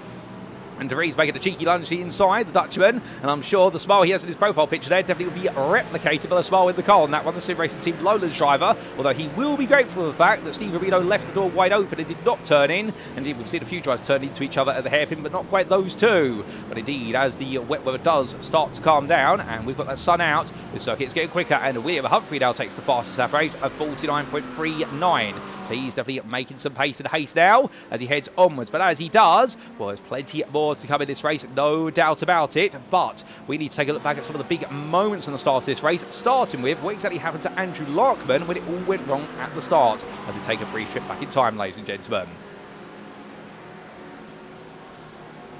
And as we do go to bring you a replay, I do believe, here we go. And it's going to take a bit of time here as we do go back to wet weather conditions. And there we are. So this was Andrew Larkman in a 3 wide. And he's going to touch the pit exit line. And that's what saw him hit the barrier. So that explains how we lost our Porsche driver from the lead of the club race. And in the end, we saw Daniel Miller take the place off of him. So it went a bit wrong for Larkman, but he get it back together in the end. We had this big mark for Ignas Vincezevskis. This was on lap number 2 as well. And this was Vincezevskis battling side by side at the time with William Humphrey for what was 5th place in pro. And the rear of the car let go on the exit there. I think the rear left tyre touched the white on exit and it sent him round. I don't think there was contact between the two of them. Unfortunately, he was on the outside line and couldn't thread the needle quite in time. We also had it go a bit wrong for Samuel Clark on lap number 2. And this was Clark leaving the pit lane. So this is how he ended up on the grass at the end. I think this was a conscious decision to get to the grass, given the fact he had a load of cars cut behind him. But in the end, well, he made his way to that braking zone, and he just parked up. Oh, goodness me, that's not going to be good news. And in the end, decided by parking up, actually, I kind of need to get off the road there. And that explains why Daniel Miller went charging off the road. He had to take evasive action. So there's a lot more story to that than we originally thought. But then we had this for Lorenz de Dapper, and this was your Belgian driver battling at the time with Wesley Van Rens. Lewis Hammond, I should say, is right in front. I'm going to keep mincing that name up to the end of time. And de Dapper in the end going straight into the back of the Darkwing Racing driver on that inside line. And I think he's going to put his hand up to that one and say sorry for it afterwards. But meanwhile, whilst all that happened, we also did have a big month for Robin Noel Brown on lap number 4. And this was Noel Brown getting things slightly wrong, coming up in towards Nets Bend, and this was where the parking lot was formed by several drivers. So Noel Brown went up the hill, rear of the car completely let go, and well, he joined the company there of Chris Jennings and also the car, I believe, of James Howarth. So they all got it wrong there. It was a freeway parking lot. He then did see what was a bit of an incident for Rob Mackay. This was on lap number 5, and well, the Scotsman having things go a little bit wrong as he made his way up the hill, and next bend strikes again. Well, he was on the inside there of Minna Blom, and the rear of the car just simply went no. In fact, that was Mark De Vries on the inside. Oh, and Mike Barber tapped him there, and that was very sideways. Oh my goodness! And in the end, well, that's going around. That is doing a whole lap of Rob Mackay's car for Andrew Fellows. I've never quite seen that, and well, that was poetry in motion there. Although he won't appreciate that at the time, understandably. And we had this for Marius Hibma on lap number 7. And this was Hibma at the time. Well, we're running quite happily in 3rd place overall. It's next bend, so you can guess what's going to happen. Rear of the car lets go. It gets going, and it's gone. And like that, to what is the runoff area, and William Humphrey and Sarah Plyke fighting their way through. Well, ladies and gentlemen, there are plenty of big moments, but we need to come back to live racing because we're almost into the pit stop window, and let's see what's going on live in time.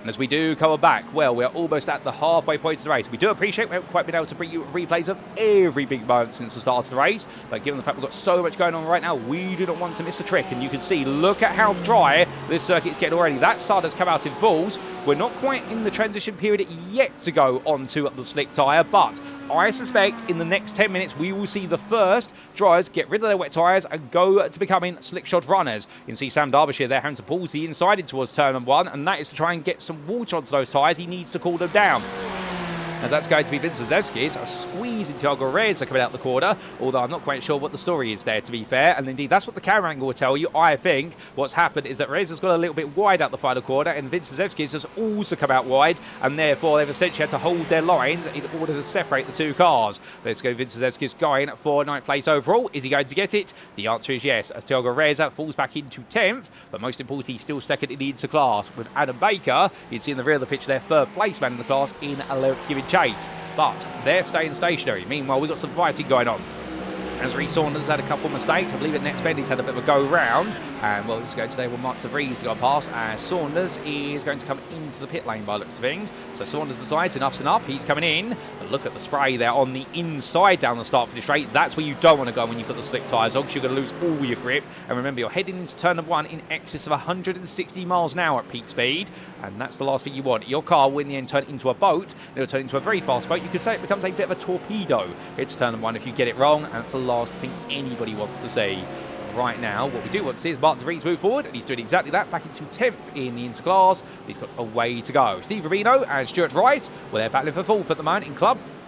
And just behind, as we show you those class standings on the left-hand side of your picture, and the American driver here afterwards been a bit of a difficult start. Well, Stuart Rice, he started 12th. He's had a much better start compared to Rubino. If we're going to compare apples to apples, coming up toward the hairpin right now, both of these drivers running happily inside the top 5 of class at the moment and putting on a good display. They've got a bit of work to do to catch up to Danny Weir and also to Pete Piver and Andrew Larkman, who's in a bit of a postcode of his own at the moment. He's trying to repeat Mugello, will be under very different circumstances, but I wonder if he'll go further than 35 seconds clear of the field.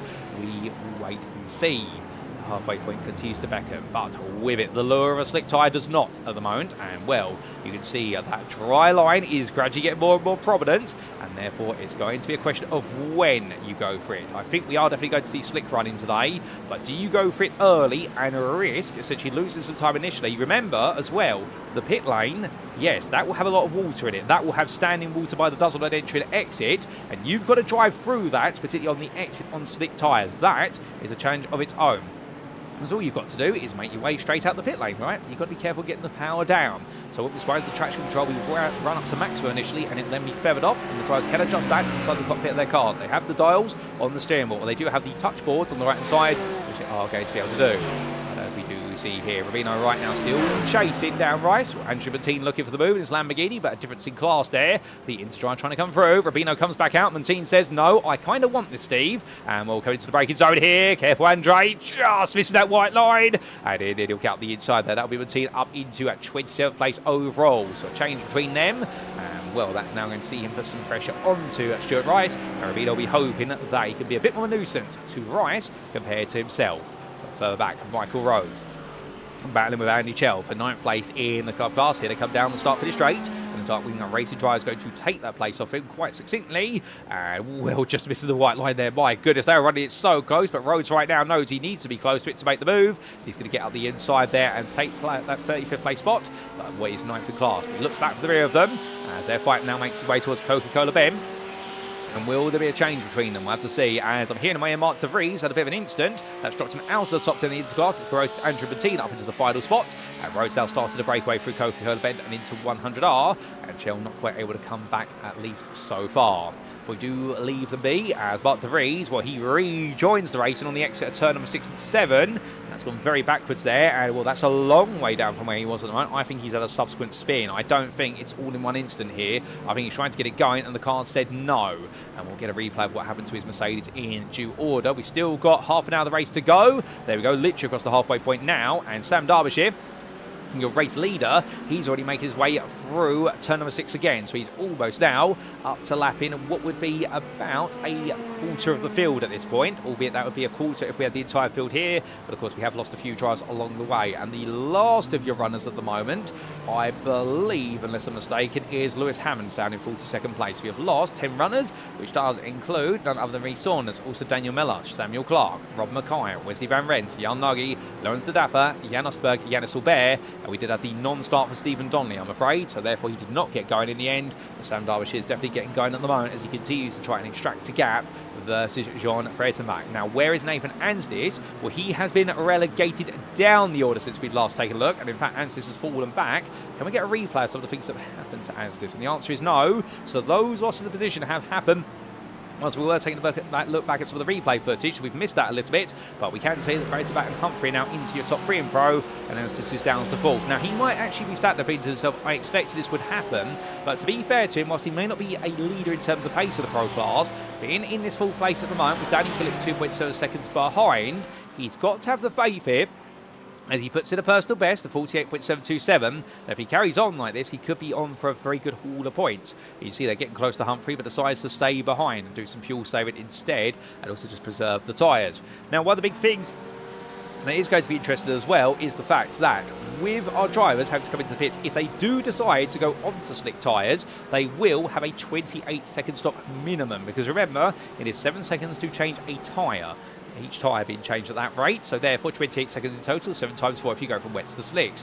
Meanwhile, if you try to brave staying on the wet tyres, well, I suspect it's going to be a splash and dash of fuel that our drivers will be taking. You won't be taking more than probably about 10 to 13 seconds worth of fuel, given the fact that in the wet conditions, you're naturally not using as much fuel as you would in the dry. So therefore, will we see some drivers play the gamble, which is they will just simply come in, perhaps they'll change a wet tyre, the most worn tyre they may change, and I suspect for a lot of drivers it's going to be a left-hand side tyre, because this circuit is clockwise, so the left-hand side tyres do the most work, as they are on the outside of the right-hand corners. They are lent on more, but what do you change? Well, for the front-engine rear-wheel drive drivers, we would change the front left. For the mid-engine and rear-engine rear-wheel drive drivers, such as Marcel Breitenbach's Porsche here, you would change the rear left to be able to give it the best possible life as he goes round. Oh my goodness, at turn number 11, and suddenly, well, he's been fully in control of this race up to this point. He avoids there what is the barriers, and those barriers, they may look movable, but I can tell you what, they do not move at iRacing. And well, Thiago Reis is going to suddenly see that gap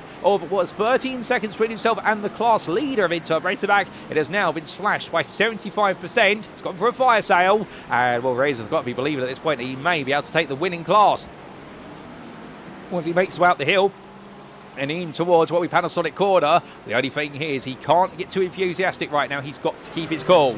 But meanwhile, William Humphrey's not going to be able to keep his cool here if Nathan Anstis goes round him. And Anstis is going to do so, but Humphrey comes back on the inside, looking in towards the hairpin. So these two are going to fight to the opening corner. And well, Nathan Anstis, they're getting the better run out of Panasonic, and the Porsche driver fighting hard with the Mercedes. But Humphrey now looking around the outside towards Coca-Cola. He's going to be on the more confident line, but Anstis here is not backing out. He's going to go for it here. He's going to literally fight to the apex, and well, he's going to have to go a little bit wide of the corner. Humphrey switched it back. There's going to be contact between the two of them, but no love lost between both drivers. And Anstis there just simply ferried out. I think it might be a 0x contact, that one. And coming up the hill through 100R, Anstis now to the outside. Humphrey's going to look up the inside again. Goes all in the hairpin. You can do that. You can lunge here and now. We are starting to see that dry line really go wide, and therefore they've got some grip as they both got a little bit sideways there. Coming out of turn 6 into 7. Brilliant racing between them. Humphrey still attacking as we ride aboard with the 398 driver coming down the hill for 3rd place in the Pro class. And that's 3rd overall as they head into that braking zone.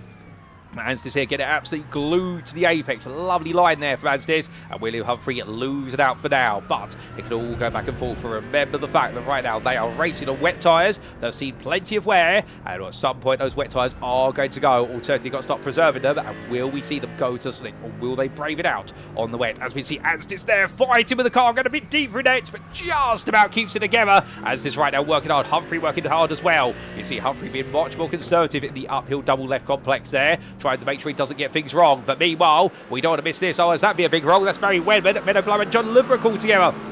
And they're fighting over fourth place in the interclass, and Webber getting ahead there, coming out of the hairpin versus Bloom, who in turn drops Lubrock behind him. So Barry Webber now up in the fourth. They've got quite the gap to the top three in the interclass, but to be fair right now, they won't be thinking about that trio, as that's going to be a little bit of a wide run from Bloom for 11. He gets it back together to defend into 12, or does he? No, he doesn't by the time they get to 13. John Lubrock's on the inside.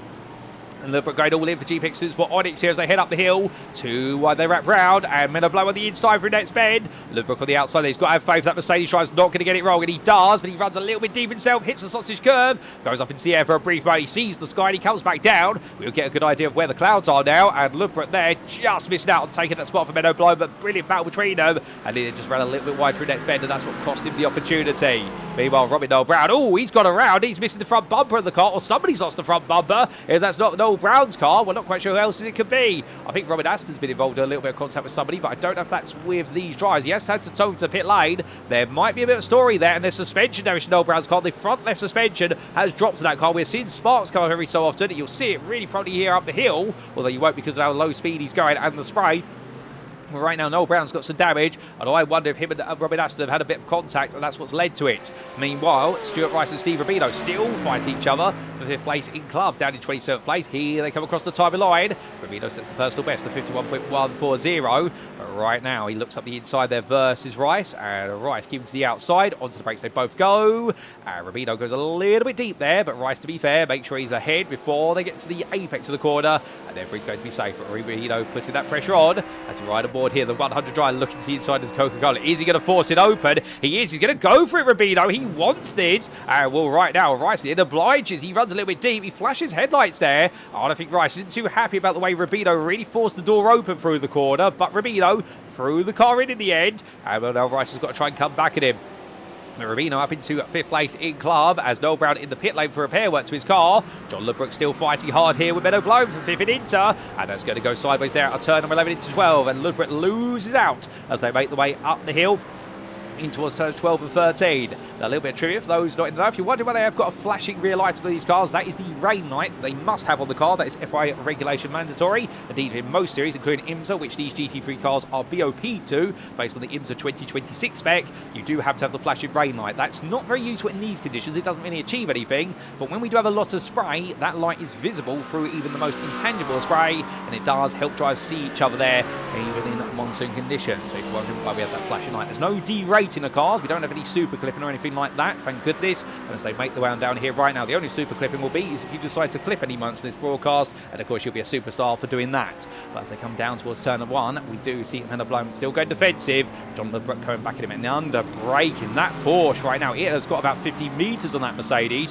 but I think it's the driver, not the car, and I think Lubrock's just so much more confident under braking. Whereas Blow, meanwhile, is very sensitive. But into pit lane comes Matt Hoyland. And now, can we see what he's doing in the pits? He's up on the jacks. Now, how long is this pit stop going to be? That is the question. Is he going to gamble going to slick tyres here, or does he leave on what would be a revised set of wet? Or does he just simply put the fuel in? It's got up on the jacks to give it a bit of breathing room.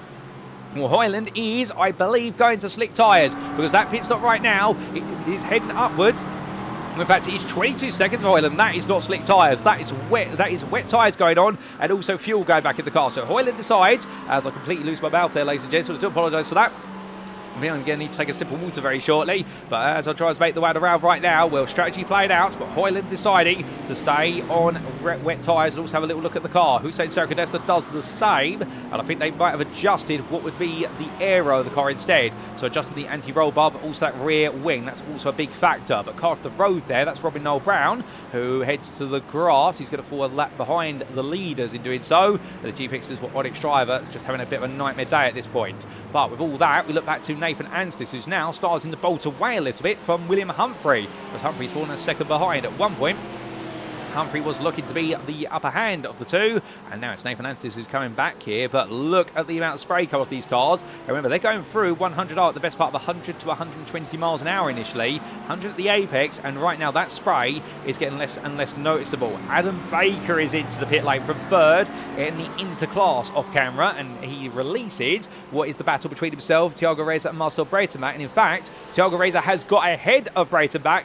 in the course of events, so therefore I think there's been an incident for Marcel Breitenbach, and there has. What exactly has happened? Well, we did in fact see that incident early on, but there's been a move made, and we are going to get a quick replay of what exactly has happened. And here we go, back in time to find out how the interleaders change hands. And these replays courtesy of Arturo Miurga software, of course. But this was in towards turn one, and Thiago Reza got the better run out of Panasonic. He had been closing little by little. Looked up the inside on lap number 20 into the opening corner. 2 wide they exited, and in the end, just simply there. But it wasn't over until they got to Coca-Cola Bend. You can see Breitenbach trying to come back, trying to force this move back on his rival. So how exactly did it end? It ended with him backing out there in towards the braking zone, and he did let it go there, not wanting to fight it any further. But we also had this simultaneously for Robin Noel Brown, and we believe that Robin Aston may have been involved in a bit of an incident simultaneously, but were they together? And the answer is no. Robin Noel Brown, I think, got it wrong of his own volition. Took a bit too much curve at turn 11, and that's what sent the car round. And there was Robin Aston, so they did come together. That's whose front bumper it was. We thought Robin Aston had been involved in that, and in the end, the two came together, GPX SimSport, and unfortunately there, the team will be definitely putting their hands on their heads in that one in a naked gun fashion. But with that, ladies and gentlemen, we now come back to your live racing. As we do come back, 19 minutes left to go. Still plenty of mileage left in this race. And for a lot of our drivers, pit stops abounding. Marius Hibma in, but I believe as he heads on down pit lane, is that going to be to the exit? It is. So therefore, we don't catch what he's done in the pit lane, nor do we for Jean Breitenbach, although in fact he does come in. Car up on the jacks there. William Humphrey's also being serviced behind him. Now, is Humphrey? Well, no, in fact, he's coming down off the jacks. That's not enough time to change all 4 tyres. He's going to be on the wet tyres, but they've probably tweaked the wing and the anti-roll bar of the car. I would expect that Jean Breitenbach's going to do the same here. So we're seeing some big names come in, but nobody right now wants to go to a slick tyre. So I think as he makes one out, they're all expecting this circuit is too wet for the slick tyre all the way to the end with 18 minutes to go. And instead, it's just worth dialing in the car a little bit, changing some of the wet tyres over that you've got the time to do so, and put the fuel in. So it's playing it safe, but of course the risk with this strategy is that if this circuit gets hot enough, that wet tyre is going to blister, and it will blister quite significantly to the point in the end whereby it becomes a threadbare wet tyre. It becomes effectively a slick, but a useless slick at that. It will have no rubber to really lay down. But whilst all that's afoot strategically right now, on track, Barry Wemman, third of your inter-runners. He's got John Lubrock for Coast Company. They're still fighting hard for the final spot on the podium. But remember, we did see a couple of drivers come into the pit lane, so it could all be shaken and stirred. They're fighting for fourth effective as they come down into that braking zone. Lubrock trying to go around the outside. He's got so much more confidence than Wemman in that Porsche. And again, these braking zones, Lubrock has got at least 50 metres on everyone. And that's how much confidence he has. The Porsche has got some very strong brakes, to be fair, but Wemman is no slouch when it comes to going battling. We've seen him involved in some brilliant battles so far for DXT Motorsport Cyan. He's also had a few brushes with pro drivers and even some club drivers along the way, and Larkman being one of them, the leader of the class, who's 6 seconds up the road. And going around Rue at next bend right now. Well, there's Lubrock poking, probing, looking to the inside. Does he go in here? Does he pull the trigger? I think part of him wanted to, but I think he'd realised on the inside line there's a lot of water on the inside, and you are going to slide uphill essentially. So in the end, he doesn't get the traction out the corner. He tries it, and Lubrock in the end falls back behind as they make their way down the start finish straight. But as we now get the onboard here, looking to the dashboard of your 214, the GPX's for Onyx driver close here as that wiper works furiously. That's to get the water out of the way from the spray off of the McLaren. And here he comes down towards turn 1 as Anstis is into pit lane. Hibma's into pit, so he had a drive-through penalty, and now Hibma's in for his stop. And onto the brakes they go, and Lubrock here knows he can't dive to the inside. Not when Anstis has just left the pit lane. There's no door open, but Wemman's going to go deep. Lubrock mounts the curve there. Does he get the traction on the exit? Yes, he does. And right now it's happening very quickly here as John Lubrock seizes the opportunity to get on the outside. Now, will Wemman defend it? Will he back off here? And the answer is going to be backs off as Lubrock does go around the outside for third and inch on the road, but fourth we believe on strategy. And one nice move there for John Lubrock. Use the situation to his advantage, and Barry Wemman in the end just had no response. He had to let it go for DXT Motorsport Cyan, but to be fair, putting in an absolutely brilliant effort, and it could be a top 5 for him today in the class. That's going to be his target with Menno blowing 4 seconds behind, coming up the hill. But he's got William Humphrey, who's just recently pitted all over the back of of him, and Humphrey losing out massively to Anstis. And in fact, Nathan Anstis has opened up a gap of what is 8 seconds as a result of that pit stop. So Anstis having a much shorter pit stop, I suspect. What they've done with that car is they've just put the fuel in and changed the tyres and then said go, go, go. They've not bothered tweaking the car at all in the pit lane. But as Menno Bloem comes on down, well, meanwhile, with Humphrey ahead of him, Derbyshire's in. So is Danny Phillips.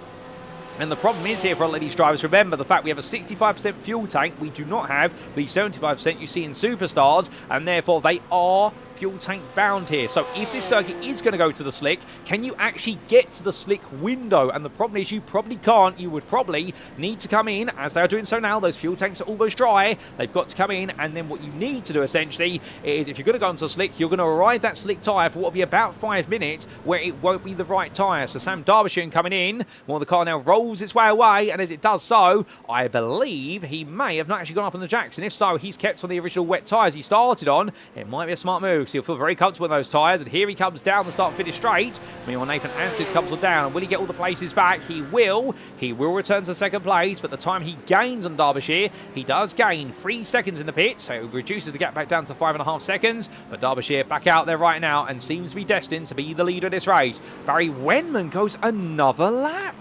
Well, this is very impressive, the Dixie Motorsports Cyan driver. I think by doing so, he could gamble on going to a slick tyre here. If he really wants to shock everybody, he might be able to do it. The problem is he hasn't got a dry line all the way around the circuit at the moment. So here comes William Humphrey up the inside. But Wenman right now getting this extra lap in through some rather exuberant fuel saving. If he can do this, Wenman may just gamble on the slick tyre. If he does, he would come out in 4th place, we suspect, or even 5th place in the interclass. But could he potentially steal away the places here? We'll have to see. But Wenman right now, he's gone the longest of everybody. And Menno Bloem is doing the same. So Bloem's found an extra lap, so has Rachel Hugh, we believe. Rachel Hugh's going to be one to watch. She's up into 2nd in the club class at the moment, but remember, she's yet to pit. But these drivers, they could potentially make a gamble to go onto a slick tyre. Do we know if anybody has done that or not? Well, Danny Phillips has been in. He's had a very long pit stop, 45 seconds. He may have, but I suspect that's for repair work to the car because he has had a few bumps.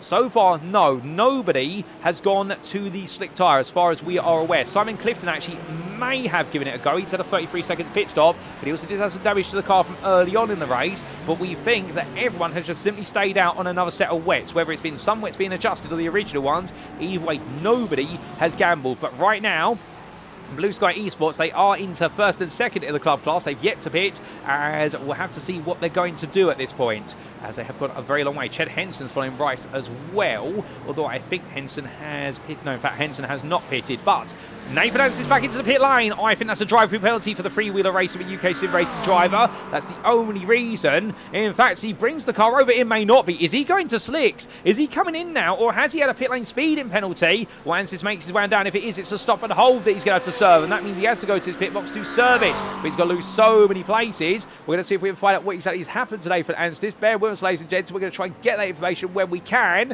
And, well, I think we're about to get it fed to us, and the answer is it is going to be, I believe, no, he's just making his way into the pit. So Anstis comes on down, and the car is up on jacks. I think he is going to slicks. I think Anstis has decided, right, we're going to throw the dice here. I think right now it's not the right situation to be in. Stuart Rice, he comes in, and, well, that car does not go up on the jacks initially, so it's just being held there at the moment.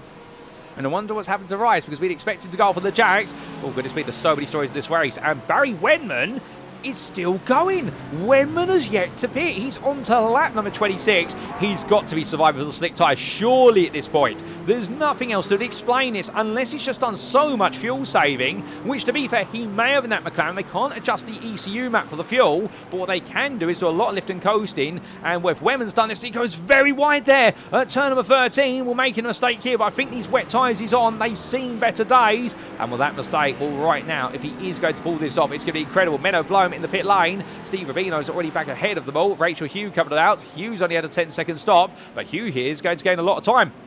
In fact, she's going to move into 5th place with Stuart Rice losing out, I believe, unless Rice has gone back out. No, Rice has gone back out. So, Blue Sky Esports, they've both taken 10.5-second stops. They've had very short fuel pit stops, and they've gained. Rice is back up into 3rd in club, and they've stayed on their wet tyres. And meanwhile, Rachel Hugh up into 5th. They could be on for season best performances to both of them. Rice will be matching his previous best to a 3rd place. Rachel Hugh will be taking the first top 5 of the season. But Barry Wenman, the last to fall into the pit lane. Now, what are the team going to do here? It goes up on the jacks. Is this going to be a quick pit stop? Are they going to try and beat Thiago Reza? Well, if so, I don't think he's going to beat him. I think even if it's a very short stop, he is going to fall behind this man. But right now, 15 seconds he's been stationary. Wemman is still being serviced. Well, now he's got to be committed. He's got to be going the long distance on that pit stop. He's got to be changing something on the car as a minimum. In fact, he's now leaving the pit lane, so 22 seconds. They've changed something on that car. They've changed the wing or the anti-roll bar on that. There's no other explanation. It's not slicks. Everyone's on wets then to the very end. Nobody's daring to go onto what is the riskier tyre, but the tyre that may be quick right at the end of the race. And Chad Henson also into the pit lane just behind. There he is, coming on down right now. But with that, all your pit stops will be complete. But Adam Bake has leapt his way all the way to second. And Barry Wenman now comes out in third. But John Ludbrook will get back ahead initially. And there is Marcel Breiter back with him. So right now, it's all changed with regards to strategy here. But it seems everyone's on the wet tyre from what we gather. The only one who may not be would be Simon Clifton. But we're not 100% certain. But otherwise, everyone's on wets, where it's the original wets they started on. Alternatively, some wets have been changed. But we've seen several drivers make setup changes in the pit lane, and now we are on course for the run to the finish. But can anybody here spring some surprises? We will see. What did Nathan Anstis do? We made his way back into the pit lane, I can tell you that, but what he did in the pit lane, we do not know. As these drivers coming around, Nathan Anstis making 2 pit stops where everyone else has done 1 today. That's not the way you want to do these races at all. We'll see whether that's going to work out for him. When these drivers head on around, well, William Humphrey is now the fastest for everybody out there. Excuse me, ladies and gentlemen, I thought I was going to potentially have a bit of flatulence on the broadcast, but still not so. And as William Humphrey makes his way onwards, well, he's going to pick his way past several drivers who are going to go a lap down. Sam Darbishire's already been able to put them a lap down, but now the Glass Set Racing driver wants to do the same. But can he somehow close down Derbyshire with 9.5 minutes to go? Slicing his way out the inside there. That was literally by a hair's width versus Rachel Hugh. Pete Piver all over the back of her now. And well, Hugh's going to be under pressure here. Piver wants that 5th place back. He's going to look around the outside. And well, your Ferrari driver just being put a little bit wide there. Rachel Hugh defending very fairly. And indeed, Piver just trying to look for that move. Remember, Michael Rhodes and Daniel Paul are just behind him. You can see him in the rear of the picture. And right now, here comes Daniel Paul looking for the move on Rhodes. And this is the 7th place in Club. It's all coming alive at the back end of the top 5 of Club and into the top 10. But will Daniel Paul go for the move here versus his fellow Porsche? The answer is no. Rhodes holds on for now, and we're just trying to dig in as much as possible. But again, they do have that fight in front of them. And right now, Rachel Hugh is struggling. She's not looking good here as they come in towards turn number 13, and that is going to be Piper looking up the inside again. And I think Hugh right now is just struggling for grip.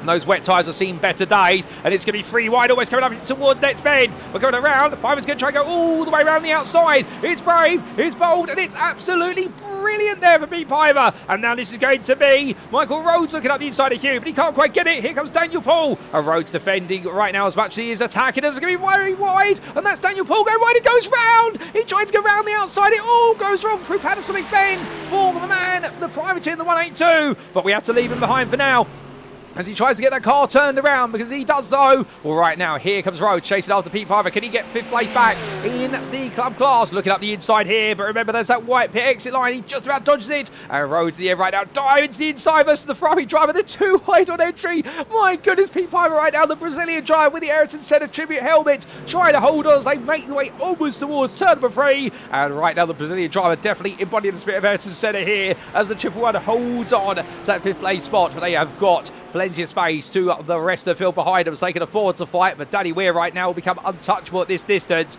Well, this is the closest battle on the circuit. We'll keep our eyes peeled for so many others. Well, I get the feeling, ladies and gentlemen, if this race went another 10 minutes, anyone who gambled to go to the slick would be rewarded massively, but nobody has braved the slick here today. I think they've all decided just to go back onto that wet tyre to play it safe. But the problem they have is, remember, this circuit is drying, and there's not as much water anymore out there unless you go off the racing line.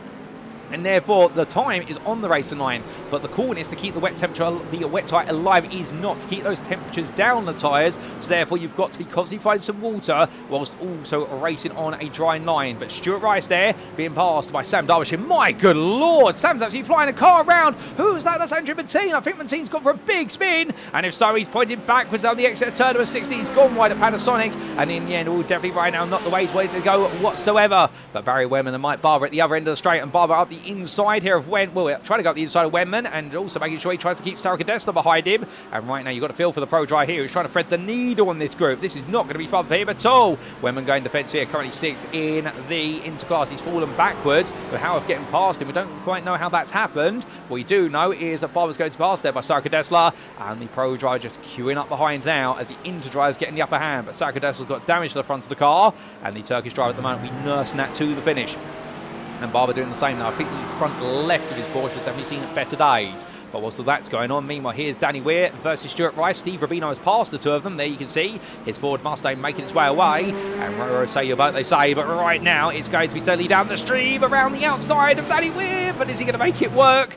And well, not quite. Stuart Rice now with a much more powerful BMW on the straights will try to accelerate him. But of course, around the outside there through turn 8 and 9, that's not going to work. And Weir does take that third place back in the club class at least now as John Treen gets into the back of this. And he feels as though he wants to get involved. But meanwhile, who holds that? Who? Oh, goodness me! And that's Andrew Larkman who's gone round. My goodness, hold the phone on that one, ladies and gentlemen, because that is the Access Sport Sim Coach leader. Well, he has built himself a huge leading club, to be fair. So I don't think he's going to be too worried, but has he got any damage to the car? It doesn't look like he's going to carry on for now. That car does look bruised, however. And in fact, is that the car listing to the right, or is that the driver listing the car out there? Well, either way, you can see the front bumper damage and say it's not so. Has Andrew Larkman with 5 minutes to go potentially put himself at risk here of failing to deliver back-to-back victories? We've just got to hold on the team right now. They will be absolutely holding their fingers and toes crossing the pit lane on that pit wall. But here's Danny Weir versus Steve Rubino. Rubino's had a poor run coming out of Panasonic, and suddenly Stuart Rice has got into 4th. Rubino's back to 3rd, and Weir is up into 2nd. You couldn't make this up. It's constantly back and forth here for the final 2 spots on the club podium. And well, if Larkman does have to go into the pit lane, suddenly this is going to be the battle for the club win. So therefore, these drivers won't know it at the moment, although they may notice on their relatives. They suddenly see that gap to Larkman has come down. Should they see him on their relative inside the car? Of course, it does show the nearest, what is 3 cars in front and 2 behind normally, if my memory serves me correctly, although it's been a year and a half since I've been in the cockpit on iRacing. I need to get back out there, but enough for me. What about these guys as they come through? And John Treen right now, he's got to be the most patient into drive I've ever seen. He's watching this right now, probably thinking to himself, can you all just get a move on? But John, to be fair, he's also got to think to himself, right, be respectful of them. He's going to look around the outside here of Rice, who goes to move on Rubino. Rubino goes a bit deep, and Treen says, I'll take both of you then. Goes for a lovely switchback. It's really wide coming towards 300R, but that Porsche is going to have the legs, and he gets it done there. That is a move for John Treen. That is how you play your cards right there, and that man absolutely nailing it. And Axis Sports begin him a big pat on the back after today. Stuart Rice holds on to 3rd, still in club ahead of Rubino, falls back after going a bit wide at turn number 6, but coming on for an up the hill. Treen almost getting it very wrong there coming out of the chicane, but just about keeps it together. Now, what other battles are going on at the moment? Well, the fight for 3rd place overall in Pro is between John Bretterback and Sarah Ploeg. The battle for the lead, Sam Darbyshire and William Humphrey, they are well clear of each other at the moment, so therefore it does seem as though Derbyshire's in control to take what will be his 2nd win of the season, and William Humphrey will be making a 2nd place day. But John Bretterback, can he hold on for Barbecue Bread Racing? Can he take his first podium of the season here? 3 minutes to go. Our leaders just crossed the line to go to lap 32. We've got another 2 laps after this one, so we're going to see 34 laps today. Danny Phillips fighting hard with Matt Hoyland here for 7th place in the Pro class. It's coming down to minor margins now, all the way to the very end as Phillips looks the inside. No Wayne at the moment. If Phillips is on the slick tyre, which he could theoretically be, I don't think we've got a way of knowing, unfortunately, beyond any data. We haven't got any in the commentator booth, but if Phillips right now is on the slick tyre, that might explain why he wasn't going to make the move up the inside there versus Hoyland. Not because he doesn't have the confidence, but because he can't trust a wet line on the inside. He's got to find that dry line, and if Hoyland knows or notices, should Phillips be on that slick tyre? Again, we do not know. We are guessing he may be, because he had that very long pit stop, but we know also he had some damage on the car. Well, if Hoyland picks up and he thinks he's on slicks, all he's got to do is defend on that dry line, and that battle is over. But meanwhile, the battle is not over for 3rd place in Pro and overall, as right now Bretterman and Ploeg together rolling the way down the hill, and right now with Sarah Ploeg in that McLaren chasing him so hard, and we'll come up towards the hairpin here. Remember, for Sarah Ploeg, he has taken 2 podiums so far. He wants to make it a 3rd. He'd like to make it back-to-back 3rd places if he can, but he's going to keep working there as much as they possibly can, coming down the hill. And the Barbecue Bread Racing driver Porsche right now 9. He's got the traction out the bends, but that McLaren is so quick through the sweepers. It's different strengths at different points on the lap, but this is what it's all about, GT3 Racing, as they make the way through the double chicane, through that hairpin as well. And now with what is the run up the hill, surely Bretterback will be safe for now. Low speed corners is the Porsche's forte as they roll the way out. Meanwhile, your leader Sam Darbyshire as he picks his way through the field, picks his way through the cars that are a lap down. He goes on to his final lap. And the 303 driver right now, fastest lap race, a 39.39. This circuit is getting quick. You can see there now, we've got a very visible dry line. And that's all we need to know, that slicks would be optimal at this point. But of course, nobody's coming in at this point in the race to put slick tyres on, not when you're going on to the final lap. But as he comes on through, well, meanwhile, oh, hold up a second. Where's Seb Blowing? He's lost out, cut out the final corner. I think he's had a bit of a snatch of the car. And as a result, that gap has opened up. It's now 1.1 seconds to Breiter back as they make the way onto that final lap. Meanwhile, Thiago Reza still leading in the interclass after it all went a bit wrong for Marcel Breiterbach and Adam Baker. It's too far back to change right now, so Thiago Reza's got one more lap between him and what will be his first win of the season. Can he bring it home?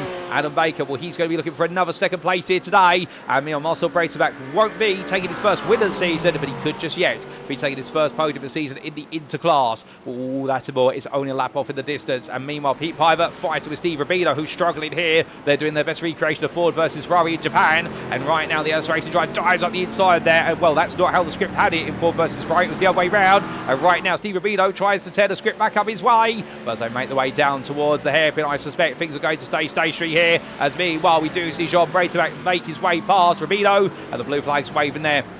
And we were grateful for them to step aside with Seb blowing 1.5 seconds behind at this point, and this could completely neutralise his opportunity to try and make a move. But meanwhile, for this man, as we do see the clock count down, the checker flag awaits him, and well, dead on the dot at 0, it's going to be Sam Darbyshire who takes victory today for Vulcan Motorsports Gold in the 303. What a drive for him, pro and overall. William Humphrey comes on through. It's not quite the win, but the Glass Tech Racing driver will take the second place spot, having fought his way upwards to a 9th place start, and then we will see John Breiterbach back. Will he hold on for third place, or will it be Serd Blowing? Where they come out the final corner, right now Plague's at the better run, and Breiterbach push forward there. I think Plague's got too close too soon. He's tapped the rear of the Porsche, and when the McLaren driver's going to get this done, it's going to be literally at the last possible moment as they power the way towards the line. Is it going to be Breiterbach, or is it Blowing? It's going to be Sean Breiterbach. He takes his first podium of the season ahead of Serd Blowing. There'll be Ignaz Vincent-Evskis who brings on home 5th place as he outruns Marius Hibma to the line. Hibma ripped further back 6 seconds behind. Here he is, and the winner last time out to Mugello has the settle for 6th today. Then we go 10 seconds back, and here he is for Thiago Reza. Well, a first win of the season is a long time coming, but he's survived the conditions. He knows he's done it. Thiago Reza, take a bow, sir. You are our inter-winner today for 9 Pegasus Panthera. It will then be Matt Hoyland, as I believe that's Martin Reeves just got round to the rear of the picture, but I think he's already finished the race. But we will see Matt Hoyland take 8th place ahead of Adam Baker, runner up again in the interclass ahead of Danny Phillips. Marcel Breiterbach, meanwhile, well, it's not quite the winning class, but he will repeat what Jean has been able to do in pro. He will make it the 3rd place spot on the podium, his first podium of the season for Barbecue Bread Racing. Lewis Kenyon will come home in 12th place at the end. He's made his way all the way through for the 34th. Don't forget they're ahead of James Howarth at the line, and then Nathan Anstis and Andrew Larkman come through together. For Anstis, it's gone backwards, but it's still pro top 10. But for Andrew Larkman, well, here today, he wasn't the pole sitter, but in the end, he will be the winner as he comes on through. And well, the 120 drive, we absolutely ecstatic about that. And the Access Sport with SimCoach driver will know that this has been a formidable tour de force. In fact, I correct myself, he was the club pole sitter, but he did lose the lead of the club class early on, but he took it back in the end and got the job done. Meanwhile, Danny Weir bringing on home the run-up spot there, a lap down in the club class, and well, congratulations to him taking it 20th overall. And for Michael Rhodes, well, we should point out the fact that he's taking his first podium club this season for Dark Week Racing, and well, the all-purple machine just outpacing Stuart Rice and Steve Rubino to round off that top 5 in club, but finishing a lap down. Unfortunately, we didn't get to see them at the finish line. Goodness me, ladies and gentlemen, what a race. You could not have made it up all the way through. An incredible race from start to finish.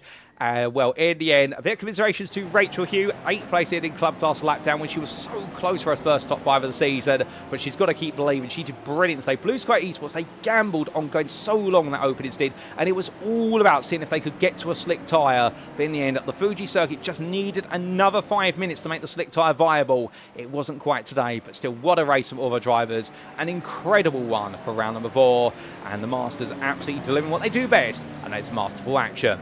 As our drivers come into the pit lane, let's take a look at those race results, subject to any stewards' inquiries. And as we can see here today, well, it was a victory for Sam Darbyshire for Vulcan Motorsports Gold. Didn't take pole position, but in the end was able to out-survive the conditions and take that win by almost 14 seconds over William Humphrey, who was chasing down Derbyshire, but in the end decided to let it go. And the Glass Tech Racing driver had no answer and had to settle for second. Jean Breitenbach, well, the man who started on the front row, almost finished on the front row in the end, and it was his first podium of the season overall in pro. The barbecue-bred racing driver, what was only a 10th ahead of Seb Plug at the line, and Seb Plug's run of podiums comes to a brief halt as the Dutchman in for Vulcan Motorsports could not quite find a way through. Ignas Vinzazeskis completing your top 5 there for Vulcan Motorsports, a double top 5 of the team, some big points coming their way, and Marius Hibma 6th place there for Glass Tech Racing, and after his heroics Mugello had to settle for a bit of a lower 6th in this one. Tiago Reza 7th there, the interclass winner, 9 Pegasus Pan for a try, never gave up throughout the entirety of the race, and in the end, after taking what's the second place spot on the class grid, was able to make sure that he was the one to come out on top. Matt Hoyland was 8th there for Glass Tech Racing ahead of Adam Baker. Your runner-up in the interclass for LS Racing, a brilliant drive for him, given the fact they did start further down the order compared to his rivals, but then was able to come through onto the podium, and Danny Phillips of DXT Motorsports Thunder completed the top 10. Best of the rest of the 11th, it was Marcel Breitenbach, your interpole sitter today, but third in class at the very end, and the pace just went against him when the circuit started to dry up for barbecue bred racing, with Lewis Kenyon at 12th for Vulcan Motorsports, ahead of James Howard for DXT Motorsports Cyan, and Nathan Anstis. It was looking so good early on, but as the circuit started to dry up and the pace quickened for Nathan Anstis, it all went a bit backwards for the freewheeler with UK sim racing driver. Andrew Larkman was just behind him at the finish line, your last lead lap finisher, and well, despite that huge scare, his huge spin midway through the race, Larkman had opened up such a gap leading the club class that in the end he was able to shrug his shoulders and learn from it and bring on home a second club win of the season. Barry Wemman, he was the first driver to finish a lap down overall for DXT Motorsports Cyan, and he'll be pleased with that top 5 result, although he was of course for potentially a podium, going very long and the longest of anybody. In the end, not 33 laps, they're going 26 laps before coming into the pits, and that, much like for Blue Sky Esports, was all about seeing if you could outlast the weather conditions and potentially get to the slick tyre, but it wasn't the slick today. Then we did see Hussein Sarakadesta, 17th for GPX Sport Vertex, ahead of Mike Barber with the Quamas Motorsport drive, followed up by GPX Sport Onyx's John Ludbrook, and your runner-up in the club class of Danny Weir, who came on through to finish second on the club podium. The DXT Motorsport Cyan drive was then followed up in 21st by none other John Treen, who with that absolutely daring double overtake towards the end of the race, that's a highlight of the season, and Menna Blom and Chris Jennings were not too far behind. 24th, it was a first podium of the season in the club class. Well done to him for Michael Rhodes of Darkwing Racing. He'll be ecstatic about that, making the moves on Stuart Rice and Steve Rubino right at the very end. Gareth Newton was 27th ahead of Chad Henson, with Daniel Paul and Rachel Hugh completing your top 30. Scott Kostridge was 31st, and well, it was Daniel Paul, we should correct ourselves, who was your club pole sitter. I kept thinking that it was not Larkman on pole, and well, it's now come back to be there, but Daniel Paul 29th with a drive-through and a spin or two, so 29th ahead of Rachel Hugh, has got Kottrich in 31st place. Andrew Fellows was 32nd ahead of Andy Chell, and then it was Pete Piver and Simon Clifton down to 35th, all a lap down. It was 2 laps down to Andrew Bettine and Matt Stace and Brian Beardsworth, 3 down to Lewis Hammond after his huge altercation with Lorenz de Dapper early on in the race, and Mark DeVries at 4 laps down there, but classified as a finisher of the race in 40th place. Outside the top 40, at 41st, it was Robin Noel Brown, the first of our retirees, and the retirees also included Robin Aston, Rhys Saunders, Daniel Millar, Wesley Van Rens, Samuel Clark, Rob Mackay, Jan Nagy, Lorenz Dapper, Jan Osberg, Yannis Albert, and sadly we did lose to a non-start, Stephen Donnelly. But ladies and gents, we then come to your class finishing positions, because this is where the points are made and paid. And as we can see, starting with Pro, our top tier of the class had a top star performance from Sam Darbyshire, who in the end fought his way through in the early stages into the lead and then never looked back, even though he did have some distant pressure on William Humphrey after the pit stops. So the Vulcan Motorsports Gold driver adding his second win to his tally, and William Humphrey adding another podium to the mix, but known for Glass Tech Racing, he had a lot of work to do, but he was able to clear away from Jean Breitenbach, who rounded off the podium there a further, 18 seconds behind. The barbecue bred racing driver ran off the podium there, his first podium of the season, just not off Sir Ploeg. I think if you got a slightly different exit out of Panasonic Quarter, you might have been able to outrun the Porsche to the finish line, but still, it is what it is, and Ploeg knowing that today he just missed the podium, but he's getting better and better in that McLaren with every lap turned. It was the first 7 seconds back to Ignas Vinzazeskis, his teammate, and then we did see the Glass Tech pair of Marius Hibma and Matt Hoyland 6th and 7th. Danny Phillips was 8th ahead of Lewis Kenyon, with the Vulcan Motorsports driver gradually coming through to finish inside the top 10 after his dismal qualifying performance, and Nathan Anstis falling from pole all the way down to 10th place in the end, unfortunately, but the conditions went against him. Behind him, it was Mike Barber, best dressed in 11th place, a lap down, as it was for Chad Henson, and they then did have the retirements of Robin Noel Brown, Rhys Saunders, Wesley Van Rens, Yannis Albert, and Stephen Donnelly, your non-starter. Then we come to the interclass. And here we can see in the second half classes, Thiago Reza, your winner today for 9 Pegasus Panther, making his way forward. A brilliant drive from him after starting in second place, but got the job done when he needed to. And LS Racers Alan Baker making it another second place. It was a further 11 seconds back to Marcel Breiterbach in third for Barbecue Bread Racing. That was your podium, and the first podium of Breiterbach. He'll be absolutely ecstatic about that. And James Howarth just missing out on the podium by 7 seconds, but he was on the lead lap for DXT Motorsport Cyan. It was his teammate Barry Wemman who completed the top 5, with Hussein Sakradessa never too far behind, and John Lebrook in 7th place there for the GPX SimSport teams. We saw Axis SimSports with SimWorks' John Treen, 8th there, making sure to run away from Menno Blount and Chris Jennings at the close, and it was best of the rest for Simon Clifton in 11th place.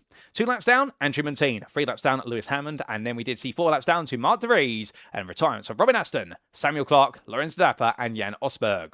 Then lastly to the club class we go, and here we can see in club, Andrew Larkman making it 2 wins on the bounce there for Axis SimSport with SimCoach. He didn't take that pole position, but in the end, he made sure to take the lead when it all slipped out the hands of Daniel Mellar in the early stages, and also Daniel Paul having to give up the lead to that drive-through penalty, and Larkman proceeded to be untouchable, even if he almost scrapped the race for himself.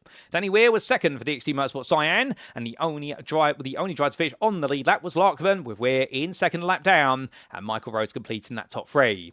Behind the Darkwing Racing Drive, it was then Stuart Rice in 4th, ahead of Steve Rubino. For the Hobo Racing team, he was on course for a podium, but the pace slipped away towards the very end. I suspect the wet tyres on his Ford Mustang were starting to collapse, and unfortunately his campaign for the podium also collapsed with him. Gareth Newton, however, was not able to get ahead of Rubino, had to settle for 6th in the end, ahead of Daniel Paul, who recovered well from that drive-through to take home 7th place. Behind the privateer, it was Rachel Hugh, finishing inside the top 10 for Blue Sky Esports, huge points going for the team, and Scott Koshich and Andrew Fellows completed that top 10, and behind the Daniel Newman Racing Blue Dryer, it was Kramer Motorsports Andy Chell, best dressed in 11th, ahead of Pete Piver, with Matt Stace 2 laps down, as was Brian Beardsworth, and we did have the retirements of Daniel Miller, Rob Mackay, and Jan Nagy. Well, ladies and gentlemen, that's a rundown of the results, subject to any Stewards inquiries, and what a race it has been today. As we look to the blue skies here at the Fuji International Speedway, well, it is time for us to wrap up. And thank you very much for watching. And if you've enjoyed today's show, and perhaps you're sat there right now thinking that you want a piece of the action, well, the best way to get on the grid is to join the official Discord, invite link at the bottom of your screen. And if you do, whether you're an esports professional all the way through to a rookie race or somewhere in between, you're welcome to join us in any of our ongoing series, which do include the Thursday evening GT3 Championship, of which you've been taking a look at a post-round broadcast for the Masters split today in Season 12, or of course we do have the Superstars that runs in parallel. On Fridays, we do have the Grand Touring Endurance Cars, the GTEs, being revived, and we are in Season 2 at the moment of our GTE Championship. And it's always a very entertaining watch, if not to participate in. Or if you're a GT3 fan, but you're more of a weekend warrior, well, of course, you can get on the grid and do battle in the UK SimRacing Sunday Showdown, running every Sunday evening and currently in its 18th season. But if you're looking for something far more casual, perhaps you do not have the funds to pay to be in a league at the moment, but you want to go racing with some like-minded individuals, well, of course, we do have our free races per week in our practice league, and those run on Tuesdays, Wednesdays, and Saturdays. So there's never been a better time to be on the grid at SimRacing International. We'd also like to take the moment to say a big thank you to our series and league sponsors, who do include CarMate, Modern Technology, the GP2 Group, and also we must give a huge shout out to Motorsport UK's esports division for recognising us here at SimRacing International as a recommended community. We're very grateful for that recognition, and long may it continue throughout 2026 and beyond. But with that, ladies and gentlemen, well, we pack up our bags, and next time out, in round number 5 to complete the first half of the season, we make our way to the Garden of England, to the County of Kent, and it will be the Brands Hatch Grand Prix circuit, the home of the season opener for the GT World Challenge Europe Sprint Championship, that we will see our drivers do battle at the tight and narrow confines of the 2.3 mile circuit. But who exactly will take victory there? Well, after our racing today, will we see a return to the norm when it comes to more stable conditions? Well, I'll tell you one thing, Championship leader in Pro, Sam Darbyshire, he definitely kept the norm today by adding his second win to his campaign, and therefore he'll have extended his lead. But will he be able to fend off the challenges at a very different circuit next time out? Meanwhile, in the Inter and Club classes, well, for our Inter class, Thiago Reza taking a huge landmark result, but another second place, Adam Baker, will extend his time at the top. And as for Club, Andrew Larkman securing a win today. Well, right now, can anybody slow his campaign down, particularly with Rob Mackay having to retire from the race? All that and more we'll see next time, and it'll be live from Circuit Sign. I'm back with Chaz Draycott and Dara Facker. But with that, you have to catch that on the Thursday, the 30th of April. And until then, ladies and gentlemen, we have been SimRacing International. I've been your host and commentator, Paul Walsh. And until next time, have a lovely weekend. And remember to stay safe, stay well, stay smiling, and most importantly, as always, remember to stay on track. Good night.